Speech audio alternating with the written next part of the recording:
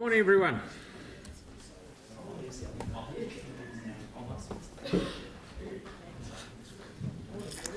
Welcome to the council meeting for the 20th of November. 4 weeks to go. Please join me in standing for the opening karakia. Takataho ki te uru, whakataka te uru ki te uru, kia mana kina kina te ita, kia mana tarata te tau, i hake ana te atukura, i tiho, te huka, te hahu, tiho, mariora. Thank you very much. Okay, this is good. We've got no apologies today. Declarations of interest, we've got a couple. Councillor Goff on item 5, local alcohol policy update, and Deputy Mayor Cotter and Councillor McClellan for item 6, the Sustainability Fund allocation in relation to application 33 and... Sorry, Councillor McClellan's late and I have a conflict on 6 as well. On 6 also. Yeah, okay. And Cotter. Aaron? Yeah, I won't be voting on anything to do with the LAP. I hold a liquor licence and consume and sell alcohol. Fair comment, no problem, thank you for that. And I've got, and Melanie, you are also in relation to application 3 for the Summit Road Society as well. That's cool. Righto, everyone's happy, cool. Right, public forum, Multicultural Recreation and Community Centre Charitable Trust. There he is, the young fella himself. Welcome back, James. Okay, thank you.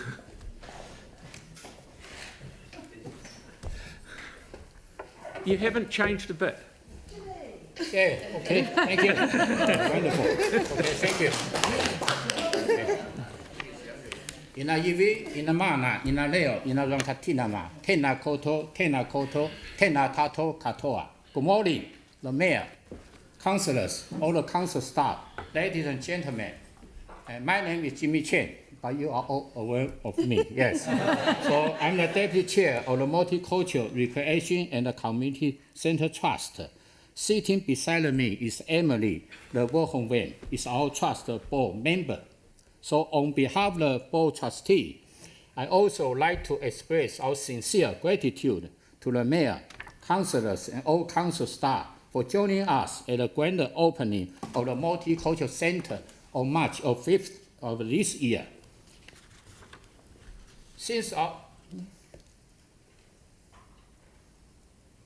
Okay, sorry, I need to acknowledge one more people. Okay, yes. I would like to acknowledge our board of trustees, Sujana, Denton Moena, Eugenie the Posusite, and Danny Faji, also Claire Phillips and Anne Galloway, who are ex-officio on behalf of the trust. I want to thank the Christchurch City Council for your continued support and providing resources, especially a full-time manager, Dr. Viviana Zanetti, who has done an excellent job in the establishment of this center. Since our grand opening, we are thrilled to report over 7,000 user engagement, representing 121 distinct groups. So this demonstrates the center's vital role as a dynamic gathering space for our community. So looking ahead, we are excited to host a wide range of cultural activities and celebrations, including key events like Eid, Nowruz, Samoan Language Week, and the Buddha Day. Earlier this year, the Multicultural Centre Trust formalized an activation agreement with the City Council, marking the beginning of our collaborative partnership to enhance our service offerings to the community. Our strategic plan is in place, outlining our vision, mission, long-term objectives, short-term goals, and key performance indicators, all of which we are committed to executing with intentional strategy. As a key long-term objective is to create a safe and inclusive environment that celebrates the diverse cultures age groups, and individual needs within our community. The aim that aligns closely with the overarching goal of the Christchurch City Council. In the coming months, we will focus on engaging with the diverse array of cultural and ethnic communities. In our decision-making process, providing regular updates through newsletter and employing various fundraising initiatives to ensure long-term sustainability. So as we move forward as a multicultural centre, we are excited about the collaborative opportunities emerging from our partnership with the Christchurch City Council. We are dedicated to achieving financial sustainability and ensuring compliance with relevant regulations to support our operational longevity. We warmly invite you, the Mayor, councillors, council staff, and all members of our expert audience to visit the centre at your convenience to see firsthand the positive impact we are making in the community. Additionally, we look forward to welcoming you to our AGM in March of 2025, where we will be celebrating our achievements and share our vision with you. Thank you so much, Council, for your support, continued support as we embark on the reward journey towards building an inclusive and dynamic community space that uplifts and inspires all involved. Te toa haumatia, there's nothing that we can achieve without a plan, workforce, and a way of doing things. Kia ora. Loreila, tēnā koutou, tēnā tātou katoa. That's it. Well done, Jimmy. Thank you. Has anyone got any questions that they'd like to ask Jimmy? I've been down there a number of times, Jimmy and Emily. It is a fantastic what you're doing down there, and I'm so pleased the council's been involved and be able to produce a building and give it to you guys to run and use, because it's certainly getting well used. So thank you very much again for what you do. Thank you. Yes, thank you for your coming. No problem. Honor to provide hospitality. Yeah, no, for all of you. And it's got a thing called car parking, which is marvellous. So thank you very much for coming in. Good on you. Okay, thank you. Okie doke. So we'll now move on to deputations. Community action on youth and drugs. I'd like to welcome Paul, who will speak on behalf of that group regarding item 5. How are you, man? Morena I te kura mātua me ngā kaikanihira, ngā mihi nui mō te whakarongo mai kia mātou I tēnei atu. This morning I'm speaking to you wearing a different hat than usual, that of a senior project worker for Community Action on Youth and Drugs, or known as CAYAD, regarding the local alcohol policy decision you have before you. I spent a significant chunk of time advocating for and helping underserved communities through the alcohol licensing process, through the objection process and hearings. So this morning you've been given a summary of views by staff from the Life in Christchurch survey that pretty much says that people want more say over alcohol licensing in their communities. And that in underserved communities such as Linwood Ward, people think there is a problem with alcohol related harm and that it is coming from off licences. In particular, and the community do want a vibrant hospo scene with nice places to eat where they can have a drink with food. The hospitality industry who actually offer hospitality have nothing to fear from an LAP which is evidence-led and reflects the aspirations of the people of Christchurch. And then after having decided to start developing an LAP, you are then being asked whether to finish the job this term or to leave it to the next council, and whether the hearings should be done by a full council or another option. And the staff recommendation is that you finish the job you have started with the LAP and get cracking, and the full council hear submissions before making a decision. We support this recommendation. So I'm taking the time to urge you to get on and get cracking with the LAP because the communities you serve need one. Often these discussions focus on the people drinking and their choices, but the simple fact of the matter is that alcohol is unique among drugs and that the bulk of the impact of its negative consequences falls onto people who are not using it. So not on the drinker, but onto innocent bystanders. Leaving the LAP for the next council to develop just kicks the can down the road and provides less certainty for licence holders and for communities alike. So at the moment, settings are imposed licence by licence in a slightly better than ad hoc fashion. The sooner it is done, the sooner everyone knows the rules, and we get to that all-important regulatory certainty. It will even save you OPEX, because it will stop your licensing team from having to attend so many hearings, and you won't need to pay your district licensing committee to run so many hearings. It's a win-win-win. So if your staff team did need more resources, you should use some of that surplus to get them what they need so they can get it done. Secondly, it's important that all of you are able to be across of all the issues and get the feedback from the community through consultation, because you all end up having to make the decision anyway. And the industry has shown it is more than willing to engage in litigation to protect its profit margins. Don't get me wrong, much has changed legally, and that should give you the confidence to proceed with determination, but the process is vital.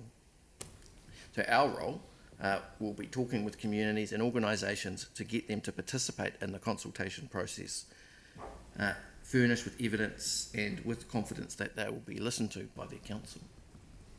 Happy to take any questions if you have any. Yeah, Mark, please. Thank you. Paul, I gather the LAP will make life a lot simpler potentially for the community? Well, it can. A good LAP provides across the city and in particular areas if you choose to, the same conditions. So it's predictable for licence holders and for the community. So, as I said, it will reduce the number of hearings because it means that licence holders can't try it on because that happens quite a lot. Yeah. Yep. Thank you. Okay, Andre? Thank you, Paul. Last time council went forward with the LAP proposal, it ended up with potentially much stricter restrictions for hospitality businesses. So when you say hospitality businesses have nothing to fear, can you understand how they would be fearful given what happened last time? I can. It's a very different environment. I think that there is a lot has been learned in that time, both inside council and outside. And certainly, I think across the community, there's a recognition in this that the off licences are driving the harm. Thank you. Okay, Sam? Excuse me, thanks, Paul. Do you have a view on the Auckland LAP that's been adopted? I have lots of views on the Auckland LAP. Yeah. They've done us a service because the Supreme Court has ultimately upheld it and provided some more legal certainty. I quite like what they've done. Yeah. I think similar conditions in Christchurch would be really good, particularly restriction on off licence, and particularly in deprived areas. So how would you feel, and I'll tease that with the relevant staff later, but that focus on the off licence, I mean, that's kind of what you've been indicating. Well, there are conditions that can reduce harm for on licences too, particularly those that don't serve food, but the focus, in my view, the evidence would say that you should be focusing on off licences where the cheapest, most harmful products are sold and where people are drinking in an unregulated environment. Okay. Hey, thank you for that. Appreciate it. Good, Scott. Kelly? Yeah, thanks, Paul. Particularly interested to hear in the focus on off licences. Are you aware in the last few years of any ability that the community has had to actually stop an off licence where the community didn't want it in Christchurch? There have been a few that have gone through the process, and that a lot of them have pulled out when they realise the depth of public opposition. But the most prominent one was that went through the full hearing process and got declined was the one on the corner of Ensel's Road and Ferry Road, and then there was also one in Hornby called Good Bliss Liquor that was also declined after a lengthy process. And there's a few that I can't remember off the top of my head, but mostly the ones that fail because because of the effort that we and others put in to get the community aware. And so hopefully a local alcohol policy will make that a bit easier. Yes, yes. Well, what it hopefully will do is say that there are some areas where there will be no new licences. I mean, across the city we've got too many, for instance, bottle stores, and so providing some certainty around that would be really good. Okay, we're gobbling up time, but lastly, Tim. Yeah, thank you, Paul. Your thoughts on the hearing process? Should it be in front of the full council, or should it be a smaller I type? very strongly support the staff recommendation to have it in front of the full council, because you're double handling, and I think all of you who are able to participate should hear the evidence and be across all the issues, because it is a significant and complicated decision. Yeah. And I think also the community would appreciate being heard by all of you. And it affects all wards, really. So Yeah, and that's right. And my friend Liz, who has experience working across, so I'm only focused on the east side. Yep. My friend Liz will speak next, who has done licence hearings across the city. So. Thank you very much, Paul. Cheers. Thank you, Paul, for the trouble coming in. Yeah, no, thank you very much. So now I'd like to welcome Liz, who will speak on this from Communities Against Alcohol Harm, who will also speak on 105. Hello, good morning. Kia ora tātou. Ko Liz Gordon tōku ingoa. I work 30 hours a week for a charity called Communities Against Alcohol Harm, and that charity assists communities throughout the country. I work in Christchurch, but I also work around the country with opposing alcohol licences as they come up for hearings. I work the rest of the time as a pro bono barrister supporting individuals at hearings. I'm the cheapest lawyer in the country, yeah, and it's really important work, because although the law has changed, for example, there's no cross-examination now at hearings, there still is. Here in Christchurch there still is, because the Christchurch decided to grandfather the regulations, so any applications made before the 30th of May, so it's going to be still have cross-examination. It's going to be another year, so people are still getting eviscerated here and in the rooms on a weekly and monthly basis, some of them reasonably recently. So that's what I do. I support the recommendation and option 1. The changes to the law last year enabled the process by removing one step from the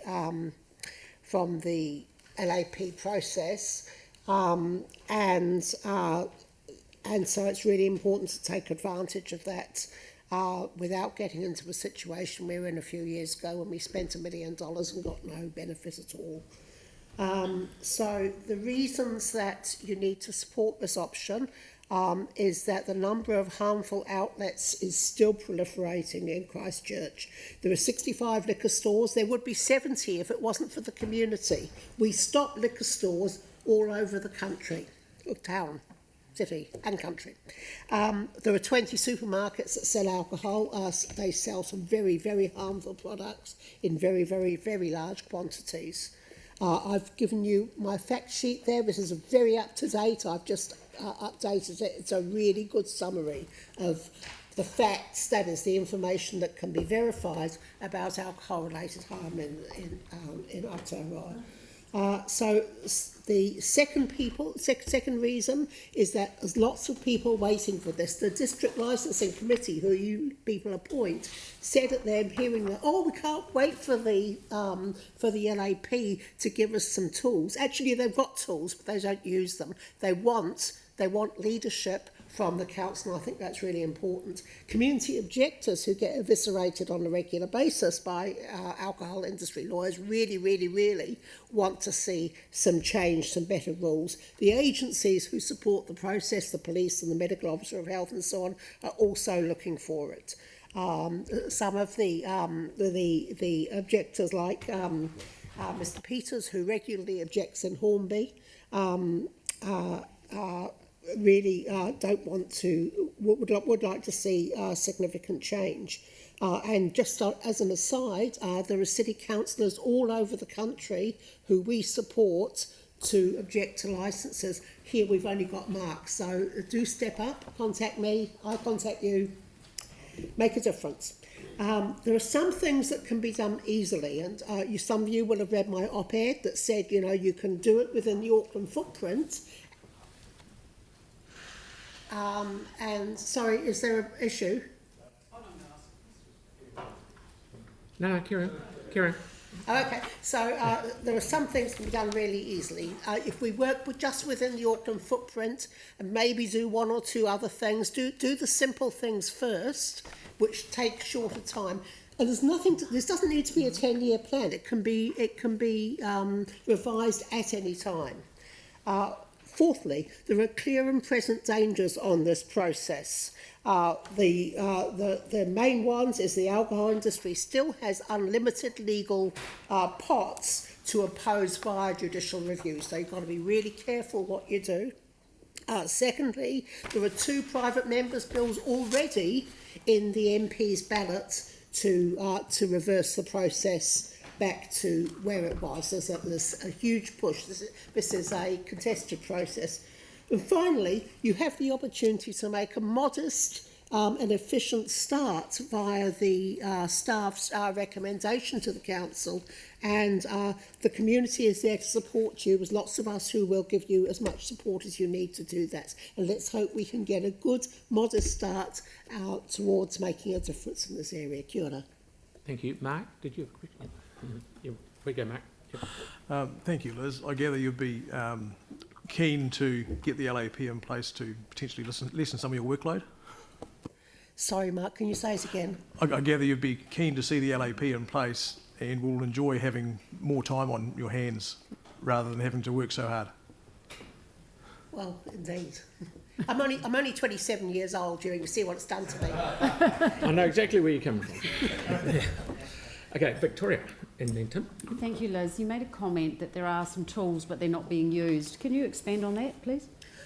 Well, your district licensing committee, we appoint people, they're great people, JPs, people who are standing in the community, but there's no doubt about it that they're in the shadow of there's very, very well-paid alcohol lawyers who say you can't make a single change without the applicant, so the industry, agreeing. So, for example, if you want to reduce the hours of operation of a liquor store from 11 p.m. to 10 p.m., which is one of my struggles, they often say that the applicant has to agree. This is not true, but it's kind of the way the law has come to operate, and these are just lay people who run these committees, and they've become quite knowledgeable, but there's no doubt about it that they don't use the full powers they have as a commission of inquiry to make changes.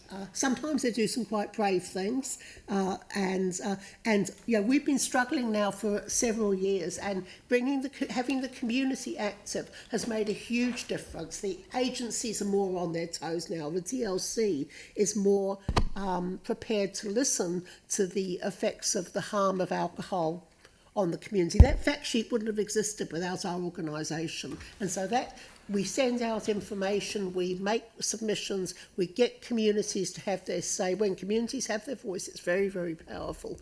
But 99.9% of all licences get renewed. 98% of all new licences get approved. It's a really, really high figure, and we're struggling in those margins to make a difference. Okay, Tim, please. These are all good questions, please. Thank you. With regards to our government, the central government, we've got so many regulations on foods and other chemicals, etc., that are harmful in trying to protect us. Yet it seems to be blind, deaf and dumb to alcohol, because I know that RTDs are made sweet so young people buy them. The alcohol's a poor quality alcohol. I mean, the kids nickname them, a box of RTDs as coffins. So do you lobby central government? It's not political as in parties, because they've all failed, but do you lobby central We government? did, and we got changes to the Act last year. The LAP process was simplified. Cross-examination has gone. We did lobby, and we did get some great changes. Let me give you one example. Section 400 of the Act, of Sale and Supply of Alcohol Act, says that the government will make a schedule of all banned alcohol products. How many banned products are there on it? Mark, do you know? No. Zero. Yeah. There are zero. For the record, there are zero Yeah. on that. And so waiting for central government to do much is kind of... And not only that, the system has never been set up to populate that list. Yeah. So central government is actually, if they turned around and said they had to, alcohol sales had to be of a quality of at some level, that would help, wouldn't it? But what it does is it devolves the struggle to individual community people, and so people. My organisation is the kind of bottom barrier to support the communities to have their say. And without that, we organise them, we help them write briefs of evidence, we say what they can say and what they can't say. We take them along to hearings well prepared. But without that, it's all is confusion. Thank you, Liz. I've still got two questions, and I will let them be asked. Sam? Yeah. Hey, thank you, Liz. Probably the same question I had for Paul, just around the Auckland LAP and your thoughts on that. The Auckland LAP and your thoughts on that? My view on the LAP is start simple and work up. So I think 9 o'clock closing for off licences. The harm doubles after 9 p.m. So the people buy alcohol after 9 p.m. There's double the harm from that alcohol. Because they're often second buying, they've already bought once, they've got to buy again, they go home, there's car accidents, there's family harm, there's so on and so forth. That and then a moratorium on off licences is what Auckland did. I must say that your district, your inspectors here, and there aren't any in the room, but they need to be praised because they have informally been discouraging harmful off licences in areas where they're going to cause harm. We've already got 65. We've got a lot of off licences, and there haven't actually been any new applications. The inspector says to them, it's going to be really hard for you to get this through. Just sorry, Liz. So on the Auckland stuff, and you're comfortable with the off licence changes in Auckland? Paul, what is he saying? I am comfortable with them, yes, and I think we should emulate them. Thank you. And sorry, I had one more. Andre, yeah, far away. Thank you. Are you essentially opposed to all new off licences going forward? Say it again. Are you opposed to all new off licences going forward in Christchurch?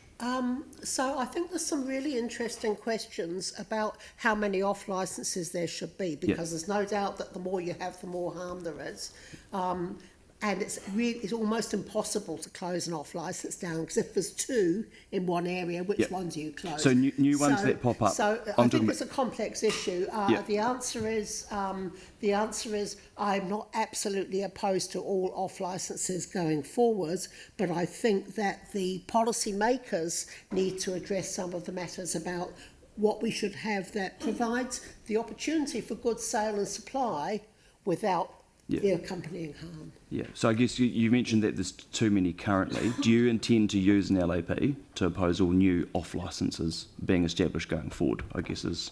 So one of my clients, Mr. John Minto, has 15 liquor stores within a 6-minute drive of his home. He's tested it out. And I think there are too many in that little park just south of the city. Look, I don't oppose anything. I support communities. If communities come to me and say they want us to oppose a new licence, then I will. I would in Hornby. Hornby I live in, and there's quite enough there. So for an example, Halswell, we've got 2 new supermarkets to come. Do you intend to, if they both want off licences, do you intend to oppose them? I guess is so Halswell, of course, is the biggest suburb and it's growing. And it's there haven't been that many. So no, the other thing is that supermarkets they have they have the full services of two of the top lawyers in the country, Yeah. and they win all the time. And it's we do take on supermarkets, but it's a bit David and Goliath, so we pick our fights. You pick your fights. Thank you. Thanks, Andre. Now, Yanni's put his hand up, and we are way over time, but fire away, mate. And that is the last one. Yeah, just one question from me, and that is, do you have a view on the use of licensing trusts versus how we do it here, and is that something you think we should be looking at going forward? I do, and I've worked in licensing trusts area too. Unfortunately, they've become. I think most of the ones that exist are relatively dysfunctional for one reason or another. I don't think that model is the one. Although the issue of some ways of community control, whether the LAP's that way, or whether there's other mechanisms. I don't think the licensing trust model is a great model for the future. I mean, it's nice in that the profits go back to the community, but then when it comes to a new alcohol licence that the community trust is setting up, the community say, oh, we can't oppose that because we get money from them. So there are some key issues. Thank you, Liz. That's very good, and thank you for your passionate presentation. And I've never seen time disappear like it in my life. So thank you for coming in. Thank you. We've never had a mayor oppose a licence yet, sir. We've had a few. No pressure, thank you. Now, the Governor's Bay Jetty Trust, Prue and Louisa, who will speak on item 7, please.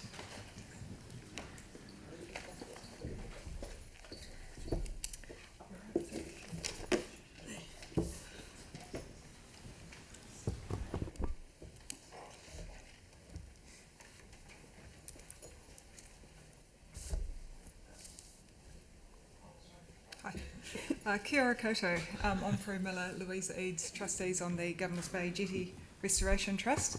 Later in this meeting, you will hear a council report giving advice on options to reduce the financial impact on the community loan given to the trust so that it could rebuild the jetty. This advice was requested in the long-term plan. One of the options covered by the report is to reduce the interest rate of the loan to 0%. We ask that you choose this option, and we are here today to explain why. Last time we stood before you with our metaphorical caps in our hands was May earlier this year. We were making our submission to the long-term plan. We asked for two things. Firstly, for the council to contribute $174,000, and that was the balance of the council's half share of the final rebuild cost. The principle was that the trust and the council pay 50% each of the rebuild cost. And we've been asking for that 50-50 split right from our very first deputation back in April 2015. And that's been part of our good faith understanding with the council ever since then. And secondly, we asked for the council to reduce the interest rate on our community loan to 0%. In response to our submissions, you agreed that the council would contribute its balance of the 50% rebuild cost, $174,000 over 3 years. We received the first instalment of $58,000 in September. Just gone. Thank you for that. In relation to our interest-free loan request, you resolved to request advice on the best options to reduce the financial impact of the loan to the Governor's Bay Jetty Restoration Trust. The capital funding request is tied to the interest request. If the loan is interest-free, then there is no additional cost to the trust if the council's capital funding of $174,000 is spread $58,000 over the 3 years. However, if the loan is not interest-free, then the trust will be paying interest on the loan for the council's amounts of $58,000 while we wait for funding to come in 2025 and 2026. And now we come to our second point. The trust is paying interest on the council's 50% of the total project cost. The original drawdown of $850,000 in early 2023 included that council's $174,000. Meaning that the trust has been paying interest not only on its share of that loan, but also the council's share since then, that $174,000. As of September 2024, when we received our $58,000 first lot, although we had to use $13,000 of that to pay interest, by the way, the trust is paying interest on $116,000 of the council's share. When the council pays its second instalment of $58,000 in the 25-26 financial year, the trust will be paying interest on the remaining $58,000 for the further year, etc., until the final payment by the council in 26 or 27, depending on when that comes through. We understand that there may be concern about setting a precedent for other community loans.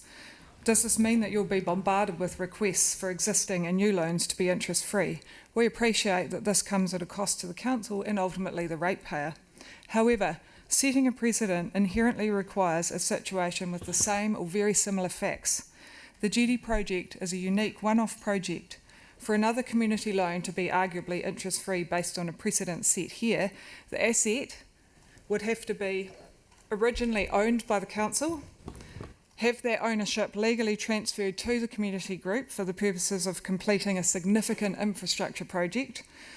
3, have 100% of the work done by the community group. 4, have a 50-50 funding arrangement partnership with the council and the group. And 5, return the ownership of that asset for a nominal amount, here it's $1, back to the council on completion. There is a clear distinction which avoids precedent setting in most circumstances. Indeed, some people say we've been doing the council's job. In any case, if it is 0% from now on, it still can't be called an interest-free loan because we've already paid $35,000 in interest. When you hear the staff report later this morning, you will be told there is no evidence to support the trust not being in a position to repay principal and interest on the existing loan. And this reflects the council's confidence in the trust, and for that we thank you. However, we wanted to reiterate the point we made in our long-term plan submission that our ongoing fundraising efforts will be more successful if we can communicate to the public that every cent they donate or spend pays off the community's balance of its half share, not interest, and certainly not interest on the council's portion of the loan. The trust is a group of 8 volunteers. Most of us have full-time jobs, and the others are busy retirees. We've got no paid staff. All fundraising is done by us in our spare time with the help of a wider group of volunteers from Governors Bay community. We're in the position of being able to make a capital payment of $45,000 immediately once we get confirmation of 0% interest. If 4% interest remains, then we've got a bill of $10,000 interest coming in soon, so we'll only be able to pay $35,000 of the loan, and so that would reduce the balance to $430,000. After that, we'll need to raise $4,300 every 3 months before we even touch the principal. $4,300 is a lot of money for us. I don't know if any of you have done a sausage sizzle at a weekend. On average, that makes $500 for an afternoon's work. If you're one of our volunteers, we'd be asking you to do one sausage sizzle every weekend for the next 3 years, and that would just pay the interest, not the loan. The report says, I know I'm over time, but I'll talk fast. The report says a reduction to 2% will not make a significant impact on the trust finances, but actually it would reduce the number of sausage sizzles by 50%. So, with respect, we disagree with that. After 10 years retired, any reduction in interest is significant for us. Even our T-shirts are tired. And it'd be significant for the council because if the loan's interest-free, we'll pay more interest. If the loan is not interest-free, the trust and the council will pay more interest overall because it will take longer to pay off the principal of the loan. On Monday, we just asked on our local community group online for ratepayers' views on an interest-free loan here. Within 24 hours, we had heaps of comments, all in favour of an interest-free loan, and here are a few examples. We won't read them out. We won't read them out because we've run out of time. Thank you for listening, and do you have any questions? Thank you. Yes, I have got two questions, Tyrone, and then Sam. Thank you, and look, thank you for the incredible work that you do. So you're basically looking for relief of about $1,500 a month, reducing over time, isn't it? That's roughly about right, isn't it? Yeah, thank you. And you've talked to staff about this, but I understand that you weren't notified that this was coming to council today. That the issue, like you've had initial conversations with staff about the reduction in the loan, the interest, but. Oh, we knew a report had been written, yeah, but we didn't see it until Monday. Okay, cool. Thank you. Sam. Yeah, hey, thanks very much for coming in. I appreciate what you guys do. I'm just wondering, you mentioned about paying interest on the money that we owe you effectively. So would the problem, because I mean, I guess there is always a challenge for us in that we set precedent with different things, and we have a heap of groups that would obviously, I mean, everyone would want interest-free loans if they can get them. Would it be as simple as maybe us getting some advice before we make a decision on maybe just actually forward paying the contribution we were going to spread over 3 years to you? So that would effectively reduce that principal now and then, in essence, give you an interest reduction. That would deal with the issue of interest on the council's share.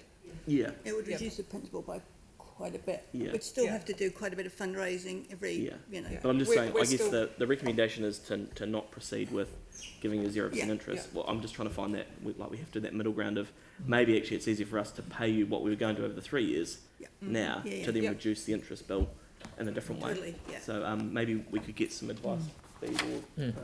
John, John, just before we get to the paper. But then they also saying they've paid interest on some of our money already, haven't you? Oh, yeah. You can't get everything. Thank you. Okay, we'll get some advice on that. Thank you very much for coming in. Good on you. Good to see you again. Thank you very much. Okay, we have not Helen yet. No. So we've got no petitions. So we're up to item number 5, local alcohol policy update. Kia ora koutou, good morning everyone. Thank you, Mr Mayor. This report is a progress update on local alcohol policy work, and it makes recommendations for your decision on the LAP timeline and decision-making arrangements. You directed us in June to commence development of an LAP, provide an update before the end of the year, and engage early with stakeholders, and we have all of that well underway. At our briefing on the 5th of November previewed this progress update. We've attached information to your report on that progress update. As we said at the briefing, we're still in the substantial information gathering phase of the project. That involves getting information and views from stakeholders and the community. And this is all about ensuring we have a clear problem definition based on the data so that we can consider what an LAP might need to address. So that substantial work to gather and analyse data and information is underway. We have data from the police, health, Stats New Zealand, alcohol licensing and elsewhere, as we're required to do under the Sale and Supply of Alcohol Act. We're also assessing the findings of the mid-year Life in Christchurch survey, where we heard community views on alcohol issues from more than 5,000 residents. We've also commissioned an external reviewer to look at the economic impacts of LAPs, and we've got a series of information sessions with community boards underway at the moment that you'll be involved in. Got a couple coming up next week, I think. And we've also recently completed very useful initial meetings with statutory consultees and also key stakeholder groups to understand their views.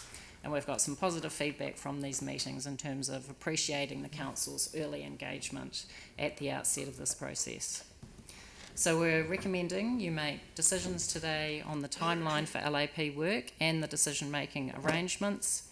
And those decisions are required so we can schedule these hearings and so forth in calendars and also provide the community with clarity about the process ahead. So in terms of the timeline, we recommend proceeding so that we can undertake early engagement on issues and potential policy options in February of next year. Formal community consultation on a draft LAP if required in April and May, and that would be a special consultative procedure as is required under the Act. And then completing any decision-making process and considering adoption of a final LAP if required by late July 2025. And there are also other timeline options offered in our report. I should emphasise that all those options maintain a proper and robust process and none reduce opportunities for stakeholder and community engagement. So we're also seeking your direction on the decision-making arrangements. The staff recommendation, given the significance of the issue, is for full council to be the hearings panel for receiving, hearing and deliberating on any draft LAP that the community would then be consulted on. So we need a decision now on these arrangements, as I said, so we can schedule them in calendars. Just finally, a reminder of what an LAP can contain, because it does have quite a limited scope that's prescribed in the legislation. In scope is where licensed premises can be located, including any limits on licences in particular areas or near certain types of facilities, whether any new licences or types of licence can be issued in the district or part of the district. We can restrict or extend the default maximum trading hours, which are already set out in the Act, and an LAP can set conditions that licences should be subject to. So that is the scope. We can't include provisions on anything not directly related to licensing, and the LAP also can't be a substitute for general alcohol harm reduction strategies. Thank you, Mr. Mayor. Thank you. Sam? Yeah, hey, thank you. Couple of things. So the timeline, I mean, I know we talked about it at the last council meeting or the briefing on it, and I guess my nervousness was around the timing before the election, so obviously that's early October. We've said potentially till the end of July. What happens if we don't hit that runway? Well, if we don't hit that, I guess there's still a little bit of time before the election. Would be in the hands of the council really in terms of how you would wish to proceed with the decision making. We don't recommend splitting decision making across 2 council terms, and the recommendation to complete the work this council term keeps all the decision making for this council, which was the council that mandated staff to develop. Yeah. So I guess to put it a different way, what would the advice be if we didn't hit the runway?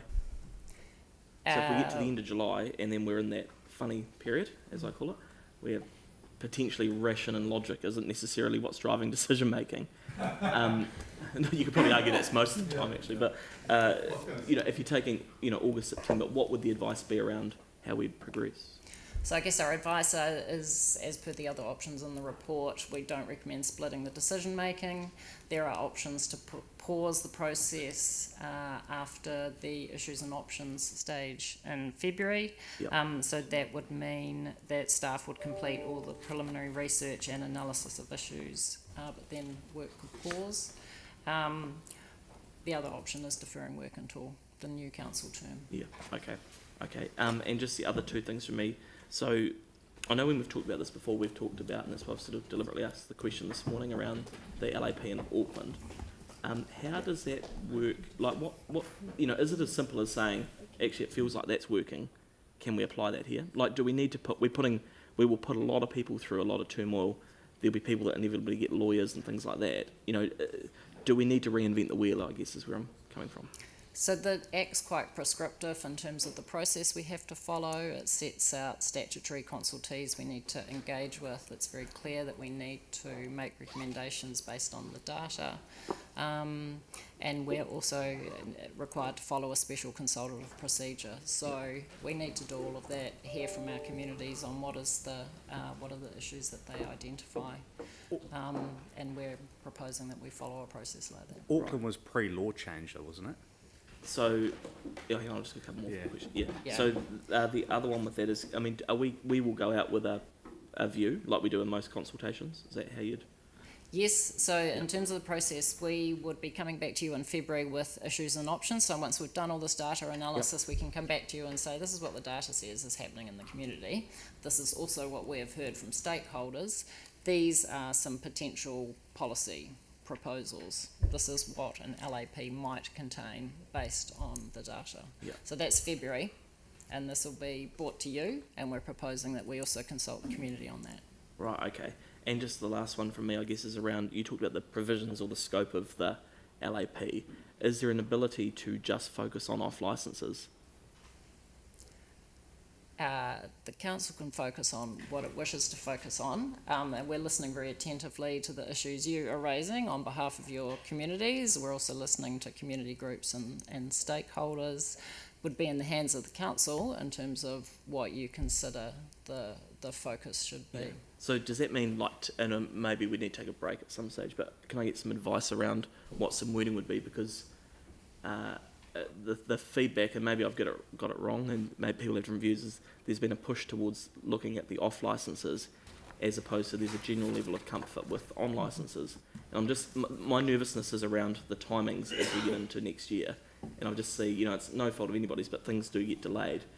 And if we're going to have a good process, I just want to make it where it counts. So I'd quite like to get some advice around what direction we could send today. We have a break. Around off licences at the appropriate time. Thank you. Melanie. I just wanted to check for number 2. Should that say high significance, just because the entire paper says about how significant this issue is? So that is the specific decisions you're taking today around timing and decision making. The project as a whole is assessed as being high significance. Okay. It's just, yep. If I'm Okay. looking at the right Victoria? recommendation. Oh, thank you. Just 2 supplementaries really to Sam's. In relation to Auckland, do you think there's any merit in us deferring a little bit until we find out or get some feedback on how the Auckland policy is working? I mean, if we were to take the second option of doing our investigative work and then pausing, is there merit in waiting a bit to find out how Auckland's going?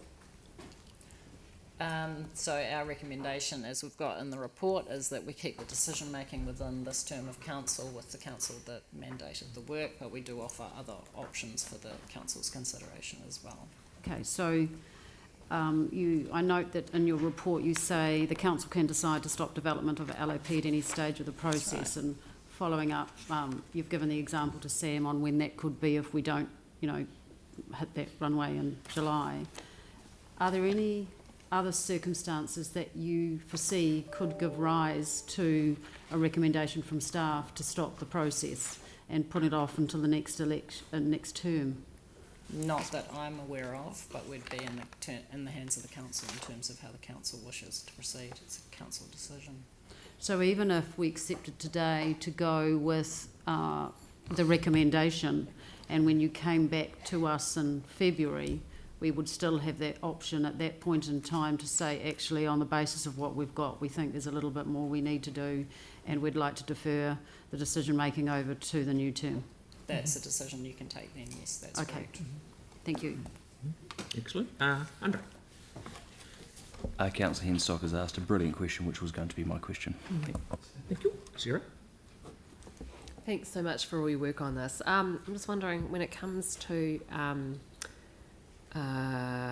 the on-licence, off-licence thing, where there's been a lot of discussion around that now, if we did the exploratory work now, issues and options, those kind of things on both, we can still make a decision in February to only concentrate on one, potentially just the off-licences at that point, to maybe speed things up a little bit. Does it make any difference speed-wise if we limit now, or does it, do we wait till we get all of the information before making a decision on whether we go ahead? So at this point, we're required to look at all the data and hear from all the stakeholders and statutory consultees that we need to engage with. So we need to go through that process. I don't think that can be rushed. Okay. So we need to look doing at it as efficiently as we can, obviously. But we do need to look at all of the issues and things now, and then make a call in February. Yes. On which part to concentrate on. Yeah. So okay. February should be identifying the issues. Yeah. Okay. Tim. How long did the Auckland LAP take from start to finish? I don't have that in front of me. I think it's about 8 years. But that is under a different legislative framework. It's going to be a few councils. And we've got a final question, well, at the moment, final question from Sam. So can you just talk through, so I get Sarah's point about collecting the information. I guess what I'm keen to understand is what level of community involvement will this next stage take till February? Just given if you think about the economics of it, it's the busiest season for hospitality. Yeah, they've had a winter where they haven't made any money, and we're potentially going to be putting, can you just explain to me what that is? Yeah. In terms of the engagement process, we have already met with Hospitality New Zealand, had a really useful meeting with them last week, and there'll be other organisations from that sort of group of views that we're meeting with too. We've got the community board engagement as well underway. So in terms of the engagement to the proposed date of February, we have met with Hospitality New Zealand, as some of you are aware. We've met with both of the supermarket agencies, Foodstuffs and Woolworths. We've also met with Super Liquor Holdings representatives and intend to meet with another 2 sets of sets of stakeholders before the end of the year, including Clubs New Zealand. We are also completing the round of community board briefings, information sessions next week with another 4. We will be presenting more localised information to you and to the board members around their board areas. Beyond that, we propose no public engagement on the issues and on understanding issues this year. That would come in the second phase of engagement in February, once we actually understand what the statistical data is telling us that the issues are, and overlaying that with the community perceptions in the Life in Christchurch results, so that we have a balanced view to go out with and some potential options to consider with the public, rather than asking, lack of better words, a free-for-all of opinion right now. Right, so can you just practically talk through what it looks like between now and getting to the next council decision, which Victoria was talking about? Because I'm sort of getting, and you've explained it well, I'm just trying to get it clear in my mind, is we're going to do some consultation with, or some, talking to the community boards, to a couple more of the stakeholders, and then the advice will come back to council, or are you saying there's going to be more consultation in February? No, so there will be, our staff will be collating reporting for you and collating the statistical analysis for you, putting that together in a combined report to present to you in February with those options and issues. Right, okay. And there'll be a briefing as well. What's that? Right. Okay, so I still would like to get some advice. Mm-hmm. Yeah. Okay, yep. So thank you very much for what you've said. We'll have 10, 15 minutes and have a breather to get our head around what we're heading into. And so we'll see you back here at 11:15.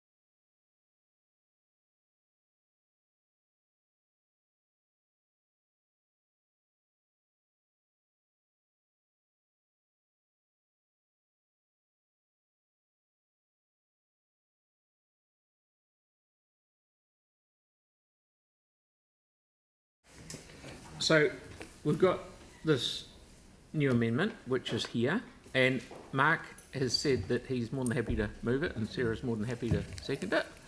So, do you want to talk to any of this?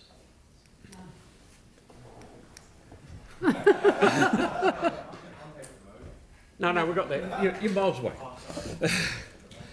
So Councillor Peter. Excellent. Thank you, Mr Mayor. So we've got no questions, this is debate. Yeah, we'll go to debate. So I'm really happy to move this today. Moving towards the local alcohol policy for Christchurch is long overdue. The communities have needed this for a very long time. The current system proves very harrowing for local communities when you have lay people who are being interrogated by extremely deep-pocketed lawyers for licensee applications. The more scope we can put in place to define the sale and supply of alcohol into our communities, the better. And it's going to be really interesting to see where the data and the analysis comes to in February. Really looking forward to seeing what that points us to, and hopefully getting some good scope in place around both off and on licensing. We can't predetermine anything, but get the scope in place to help our communities in the alcohol space will be extremely valuable. So I'd really urge my fellow councillors around the table to support this today so that we can continue down this path of gathering the data and analysis ready for more definition in February. And I would really like us as a council, if we're at all able to, please still aim for before the local elections next year. We're all elected right through till October, and I'd like to see us be the big and brave council that does what Christchurch has needed for a very long time and get this landed before our end of term here around the table, so that we can get our communities in a good place going forward. So please support this today, and let's keep this on track. Thank you, Mark. Sarah, do you want to? Okay. Yeah. Yeah, look, thank you. I think this would be great to get underway. Technically, if we're looking around the table, we're probably looking at the new council as well. I'm presuming that most people stand again. I certainly am, and there really aren't too many changes. So, I know. Yeah. I've said it a number of times, but I mean, we talk about the new council, but let's be honest, unless you find out who we're running against. Yeah. So, I mean, let's get on with it. Let's get it done. It's taken too long. And thank you to the staff. Okay, anyone else? Cal? Yep. Yeah. Now there's going to be an election run. Thank you. Yeah. No, I'm really happy to support it. I think it's a good thing for us to look at. Having been through licensing process in my area, it'll be good to see the community get the opportunity to have more input in future decisions. I think that it's good to get this work done. We should never be afraid of asking the questions and seeing whether things suit. I really get the sense that there's little interest in further regulating the hospitality sector, restaurants, etc., who I think are heavily regulated already. So, yeah, looking forward to supporting this and seeing what the outcomes are. Cheers. Thank you. Andre? Thank you. I remain somewhat sceptical, and I still find it bizarre that this kind of responsibility is left with councils. Turns out, we just did some research, you can buy 89.9% alcohol absinthe, and that will remain legal regardless of what we do here. And if you can't get it in Christchurch, I can order it right now from Twizel, of all places. So make whatever sense of that you will. The fact that you can still get mail-outs in the letterbox advertising alcohol and this kind of thing, I all find it very, very bizarre, and nothing we can do will actually change some of those things. Waiting for the data and analysis that's very close to coming to us anyway makes sense before committing to any form of time frame today. But just one point I will make is that we've got all of this data telling us, and evidence and research showing us that Christchurch is not seen as a nighttime economy, and I would actually like to know what we could do to improve that, and if this is the opportunity to look at that. I would like to know, for example, if closing times in the inner city are too early. But we'll come to that when we see you here in February after a break. And I'm not going to announce anything today. I might run in Cashmere. Thank you. Sam? Yeah, I'm still a bit nervous about the LAP this close to an election. I think I've made that relatively clear today. I think if you look at what generally happens in the lead up to elections, there is, whether we like it or not, probably a 2-month window where logic and ration genuinely does not exist in council decision making.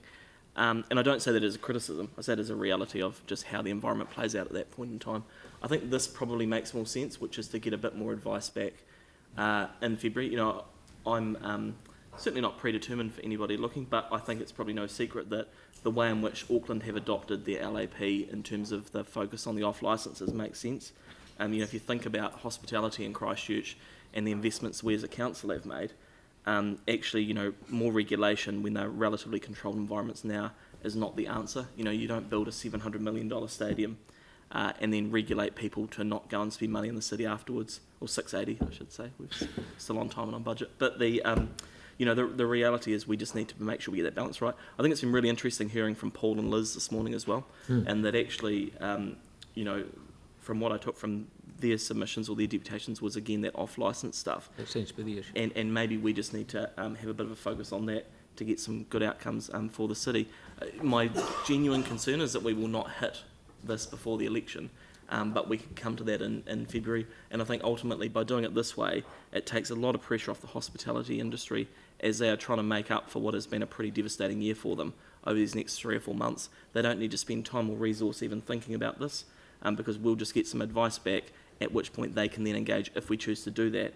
But the last thing we would want to do is put pressure on them right now, when really they should be trying to figure out how to break even for the year, given the winter they've just been through. So, look, I'm still nervous about the way we're progressing with it, but I think this is a better outcome than initially what we had recommended at the beginning of the day. Absolutely. Melanie? Look, I'm happy to support this. I look forward to having a full analysis. I think we need to have a full data because we may not know everything yet, so we need to actually see that. So I look forward to seeing that in February. I do actually think that the initial point 3 was the right one. I think we should do this before the end of the term, like Mark does, but I will support this because the outcome from alcohol harm can be it's sometimes something that business benefits from at the cost to communities, and we don't necessarily want that. So looking forward to the outcome of this. Okay, so we've got a move and seconder, so I'll put that motion. All those in favour? Aye. Against? Thank you, that's brilliant. That is carried.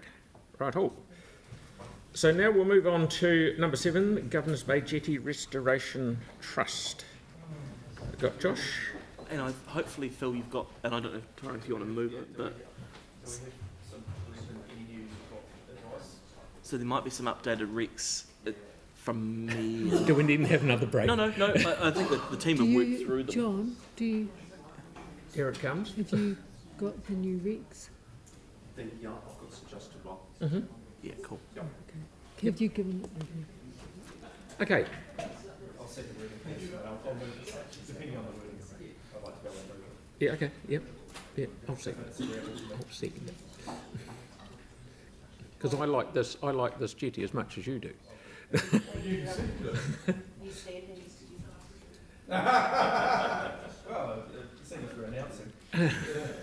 Right.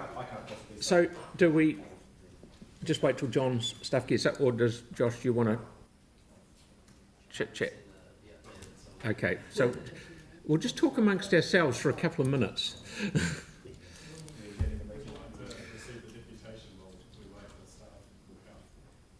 We've done the deputation. Alan wants her deputation in PX, so we'll wait till we go into PX. Yep. We got it?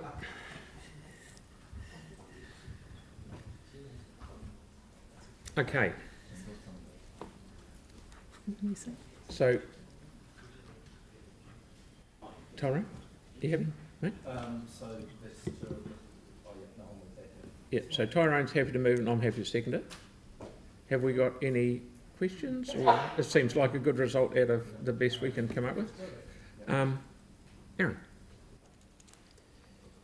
Yeah, my question is around their request to have the zero interest, given that them delivering the project saved us $4 million. If we also done the math on, if we'd done it, we probably wouldn't be starting yet or about to start, but what the escalation cost would have been from our original budget until now, because I would, going by all the other quotes we get, that it would be horrendous. Yep, that's a question. It's a very loaded question, obviously. Okay, so that's good. I think we're all in the right space. So we've got a mover and seconder. I'll put that. So motion. can I just clarify then? If we vote against this, does that mean and it then fails, can we vote for zero interest?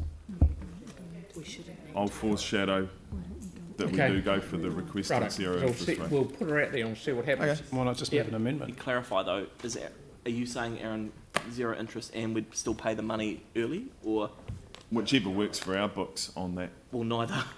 Yeah. Which one? So, this is a good result. Yeah. I mean, what we're doing is going to massively help them out this way. Significantly, that was the whole point of option 4. Yeah, well, it does, but it's not. I mean, there's. So I'll start my debating then in a way that, but it's a bit loose, but that's me. Just that I would prefer we had a lot more community groups coming to council wanting to take on projects and delivering the project, because they can do it so much cheaper than we can. And this is a clear example of that. So any way that we can facilitate and encourage that from other groups going forward. Yes, it is, in a way, in accounting terms, you might call it bad precedent setting, but if it delivers your infrastructure at half the price, it's really good precedent setting.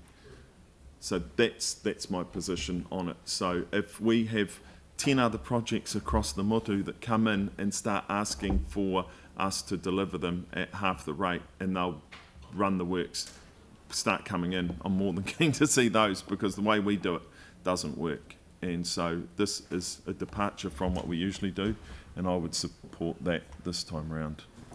Pauline. Look, yeah, that's a great project, and I support the number 4 resolution we've popped up. That'll be giving them, paying off our half share of the money at $174,000. That will really help them with their repayments. Look, they're not alone. We've walked alongside them the whole time with this project, and they're the first ones to thank council for that. And they've done a brilliant job. It has been a partnership, even though they've lifted big spade work on this. We're not going to hang them out to dry. Things happen, they can always come back and chat to us again. So this, and they told us in the deputation, this would help them considerably. So let's support this today. Okay. Cora? Thank you. We are in debate, aren't we? Quite clearly. I'm actually genuinely very touched by obviously I support this motion. I was very, very touched by Aaron's comments. I think it's really great, and he's really landed on what's so brilliant about this, is that it's a community group that's gone out and spent thousands and thousands of hours, like sausage sizzles. I've lost count of how many tea towels I've bought at the Governor's Bay Fake for. But anyway, look, the point being is that they've really gone out and actually saved council a lot of money and delivered a project that's actually benefit for the whole city and beyond, and it's part of the offering of Christchurch. So yeah, look, I almost feel like I've actually even kneecapped myself in a way. But anyway, look, this is a pragmatic solution to what was being asked for, that doesn't really compromise some of those kind of precedent-setting things. I thank Councillor MacDonald as well for his pragmatism and support there, and the Mayor and the Deputy Mayor. So I support this, and I ask you to do that as well. Okay. Oh, we've got Mark, Yanni, then Kelly. Thank you. I'm happy to support this today. I would have preferred zero interest. Having heard from the group this morning in their presentation to us, they set a pretty strong case that we're not setting a precedent if we did this at 0%. They're a very unique case, and I think it's a wonderful model for us as a council to look at working with community groups like this, and the fact that they can do the infrastructure upgrade and repair that we would have otherwise have to have done at a fraction of the cost and in a much more timely manner, I think is a great model, and we need to encourage as many community groups as we can to love their community enough to get in and partner with us in this sort of thing. But given what we've got, I think the bringing forward of the 2 instalments is a good portion down the road. Be interesting to see further down the track whether there's any further discussions around the interest rate. But hey, happy to support the Governor's Bay Jetty Restoration Trust in their community in this today, and let's see if we can't empower more community groups to partner with us and get some great results. Thank you. Yanni, please. Sorry, just a question of clarification. Is it possible under 4 to actually be more specific about the quantum and the years? Because effectively what this is a bring back from a forward year to the existing year, a bring back of 2 years. Mm-hmm. So just under 4, is it possible to get the wording a little bit more specific about exactly what's happening? You'd have to ask the people that have moved it and seconded it, or foreshadow a motion. Well, that does clarify. We know that. Yeah. I just think it's good for record keeping that we're really clear. It's a 74,000. And there'll be a rates impact on this as well. Has that been specified, or do we need to specify that? I mean, this is effectively a change to the LTP, so I just want to make sure we've got the right wording. I'm very supportive of it. You're boring in too deep. We're in debate, so you'd have to foreshadow a motion. Yeah. So you want to foreshadow a motion, yeah? Well, I was really just trying to get advice from legal staff as to whether or not this is the appropriate wording. It's a procedural question, and we didn't have questions, so this is the first opportunity we had to ask. Okay. John, you don't rush around. You can just stand up and answer the question. Sorry.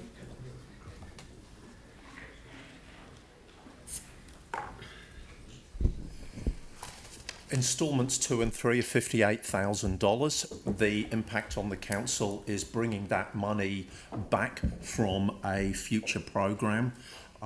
The cost to council, there's a small cost to council, but it's very small because it's usually sums of this amount are usually balanced up in general movements within the capital programme.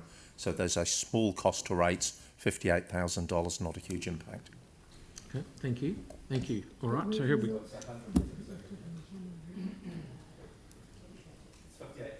Two, John, is that correct? Yeah. That's correct. Yeah. Okay, so while that's getting written in, Kelly? So, sorry, can I foreshadow? Are you not writing it? An amendment then that, and it's really just an amendment, but that council amend the LTP by bringing back instalments 2 and 3. It's not an amendment to an LTP. Yeah. They'll move it around. They know what they're doing. Kelly. Yeah, I just wanted to congratulate the group on their brilliant sort of proposal to do this in combination with council. There's a group in my own area, Marston Hall Trust, who are collaborating really well with council to build a community facility out there and have substantial dollars of their own, but recognise that council don't need to necessarily contribute to everything in terms of OPEX costs. So I agree with what Aaron says. I think we should really be encouraging these types of projects, and that's why I totally support it today. Okay. Now, Sam, did you have another? Just really briefly, I mean, I just don't want to get lost on people. This is actually a really good thing for the Governor's Bay Jetty Trust. So it's not all doom and gloom. You know, the reality is they've come in this morning. We have backed them the entire way. They've done a really, really good job. And we've come up with a really pragmatic solution that, you know, keeps in line with good decision making and allows for something to happen. So I would just hate it for it to be lost on people that we should be doing that. You know, and I don't have to remind people, but I will. When we say it's 0% interest, someone else does pay for that. So it's not as if, you know, the money just comes from a tree and we do it. There is a cost to the community from this. We've actually come up with a really pragmatic solution, which I just think begins to capitalise on the work they've done. So I agree, we should do as many of these as we can, but let's not turn this into something that is unfortunate, given they've come in and we've been really pragmatic with them. Okay. Yep, thank you. Right, last... Yeah, I will, Ash. Is that right? I just want to just have a reply. Yeah, that's fine. But the one thing I like, I've always liked this, what they're doing here, they have actually paid a lot of money back already. they work themselves hard, and it's a small community, so what they're doing is sausage sizzles, you know, here, I can see how many Tyrone's eaten. So, no, they do. They really put their heart and soul into it. It's a fantastic community, and if we come up with this pragmatic, so I'll be obviously supporting this. Tyrone. Thank you. No lip. Oh, sorry. Yeah. I don't know how you guessed that I eat so many sausages, but there we go.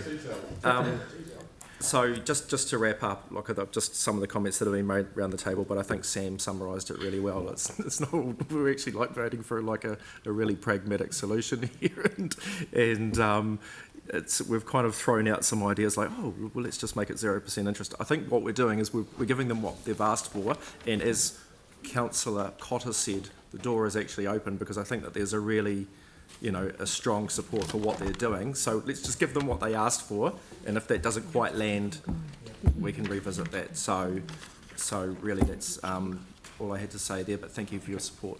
Thank you very much. Right, with that, we've got a mover and seconder. I'll put that motion all in favour. Aye, against? Aaron, you want it noted? Aaron? Thank you. That's carried. Thank you very much, everyone.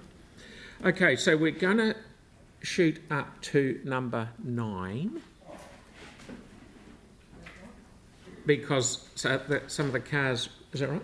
Yeah, there's a deputation that might need to be in PX, so we don't want to break for PX and come out. So we'll just carry on with we'll carry on PX rewardless. again. Consideration of offer of packs. Hey, Bruce and Angus.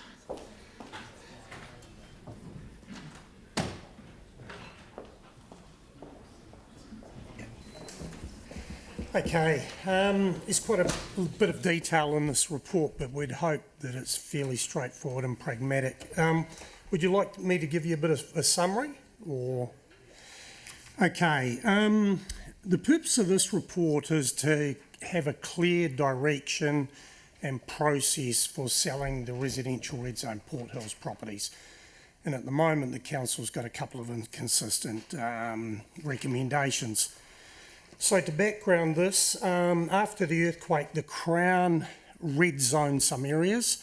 That was a geographic area where they offered to buy people's properties. There were some reasons for that. The land was uninhabitable. There was risk reduction from doing that to provide for recovery and certainty, urban planning and rebuilding, and social and economic sustainability. Through the global settlement, the council contributed to those purchases and was a partner in that. It's important to note that those purchases were all voluntary. They were not compulsory. There's a bit of a misconception with some people about that. The offers were at 2007 rateable value, which was acknowledged to be generous and above market at the time. And I think that's reflected in the take-up the Crown got. They purchased about 6,000 odd properties in very quick order. There is no legal or statutory link between the vendor that sold to the Crown and the council. So that's a bit of the background. In 2017, the Crown came to the council and said there was about 70 properties they thought could be immediately sold. And the council made a decision to declare those surplus, and at the time constructed a fairly bespoke offer back process around that. Now that decision was premature for a lot of reasons. It was about 4.5, 5 years before we owned the properties. The council hadn't done its own due diligence and investigation in terms of risk and mitigation and that as to whether those properties were suitable for sale. The council then took ownership of those properties in May 21. Now it's important to note that that bespoke offer-back obligation, which is the subject of this report, only related to those 70 properties. Since then, the council considered in the 23-24 plan a list of residential Port Hills properties that could be sold, and then again in the long-term plan 24-34, and declared some surplus. In the annual plan resolution they rescinded all previous resolutions related to those properties. So we have cracked on and been selling and have properties on the market that some were subject to that bespoke resolution, but they've all been sold in accordance with council's normal policies and practices, which is in an open, transparent and public manner and widely available to the public. The issue we have at the moment is the LTP decision you've just made, which has a handful of properties in it, some subject to the 2017 resolution and some not. And we as staff don't have clear direction going forward on how to deal with that. Applying the resolutions that exist at the moment would create inconsistencies. So we're suggesting that is easily fixed by revoking the 2017 resolution, and we carry on selling all properties in an open, transparent and public manner. Just add one piece to that. Some of the properties from the 2024 decision from the LTP, it is impractical to apply the 2017 resolution because we will be, to address the issue of reducing risk and hazard, we will be reconfiguring those properties, and the previous titles that we acquired will cease to exist. So it's impractical to do that in a strict interpretation. We'd have to try and work our way around it to find a way to make that work if the 2017 remained. So we've provided a real live example that we're planning to implement in Sea Ridge Lane in the report. So, you know, there's 6 owners there that would have sold to the Crown, and there'll only be 5 titles left to sell, which will not be in the same configuration as the original titles. So there's a bit of detail in this, a little bit of complexity, but we think it's an easy fix. But it's tidying up a bit of Well, it's to provide consistency.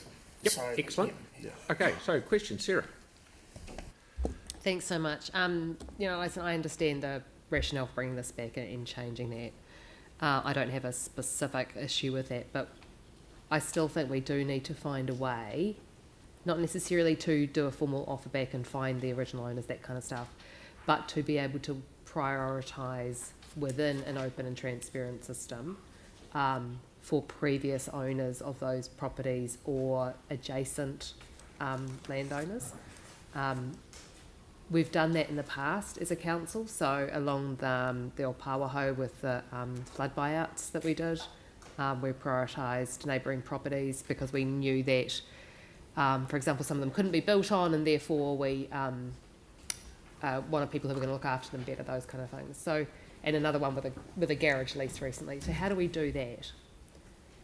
Well, firstly, in terms of the flood intervention properties along the Heathcote River, we did not prioritise those. They were put on the open market and sold on the open market. Some just landed up being sold to adjoining owners and some didn't. The garage in Main Road was a very bespoke and specific situation, and we had competing interests for that. So we decided to run a process where we said we would give preferential treatment to needs. So we got proposals and we evaluated those not only on price, but whether the person offering to buy it had better needs than another one. Yeah, and that's probably what I'm getting at. So there'll be properties, especially on the Port Hills, those who know the hills, you know, access issues and a whole pile of things are made easier or more difficult by neighbouring properties. We know that some of those are linked to some of these properties. And is there a way for us to prioritise, for example, sales to people who have access issues that would be made easier by having the adjoining, that kind of thing? You'd still need market price, those kind of things. It would be very difficult to maintain a market sale but give preferential treatment to someone. But look, there's only one property I'm aware of that suits or is an example of what you're saying. Yeah. And that is in 1 Kinsey Terrace, and the person, the adjoining neighbour, came to the LTP and put in a submission that they would like to buy that property to resolve access issues. Our intention would not be to put that property on the market, but bring back a separate report to council to deal with that issue, because that is complex in itself. Okay. So we, like One Kinsey, we will definitely be bringing back a report rather than putting it on the market. So if there are other properties that pop up during, over time, where it makes sense to do a specific sale rather than the normal open market tender process, you would just bring that back as a separate decision if that got raised? Yes, and we would anyway, because it would be a departure from policy. That's because we'd be dealing unilaterally and only council can make that decision. Yeah, okay, thanks. Okay. So, Mark. Yeah, Mark is happy to move it and Tim is happy to second it. So we've got any debate that we want to play with? Yep. Just briefly, I just want to draw people's attention to that original resolution. We can't quite see right now because the original resolution had a series of properties up for sale, and we removed two of them, number 1 and 220 Nayland Street. And I just want to point out that those two sections are about to open as the city's latest skate park and village green in a couple of weeks' time. And that's why we saved them from that sale process originally. Thanks. Okay. Yanni, please. Thanks. As a councillor who represented this area during the earthquakes, I think it is with a degree of sadness that we don't have a process to go back to the people that had to sell. And I know people can say, oh, it was voluntary, but actually thinking back to that time, there were huge hazard risks. There were a whole bunch of planning decisions that were made that were very difficult for people to comprehend. And a lot of people obviously did make the decision to sell to the Crown. But I think there should be a recognition that we should have a duty to go back to those people that were there, because they had, their whole lives were invested in these communities, and it was pretty traumatic having to leave. Also, the thing that strikes me is that this, in contrast to the Avon River corridor, there doesn't seem to be any sort of high-level planning around this, and that's what I do find quite odd, that we're going to market selling off bits of property without any sort of understanding of what the overall strategy is for the city, for this, for the Port Hills Red Zone. So, yeah, I mean, I'm struggling to accept this today, but I do think clarifying the process is important, and maybe with the comments that Councillor Templeton has made, staff can give some thought to what we may be able to do differently. But I'm also just struck by the deputations we had around some people not comprehending, some people questioning if we've really done the adequate risk assessment for some of these sites as we put them on the open market and sell them back. And I hope people can visually recall the graphics that we were presented with, the photos of being close to the cliffs. As the council that represented this area in the earthquakes and saw firsthand the impact of things like the cliff collapse, it was pretty horrific. So I would hate to put other people into that area of harm going forward, and hope that we've really got a good understanding of those risks, so that we don't just repeat mistakes of the past. Thank you. Thank you.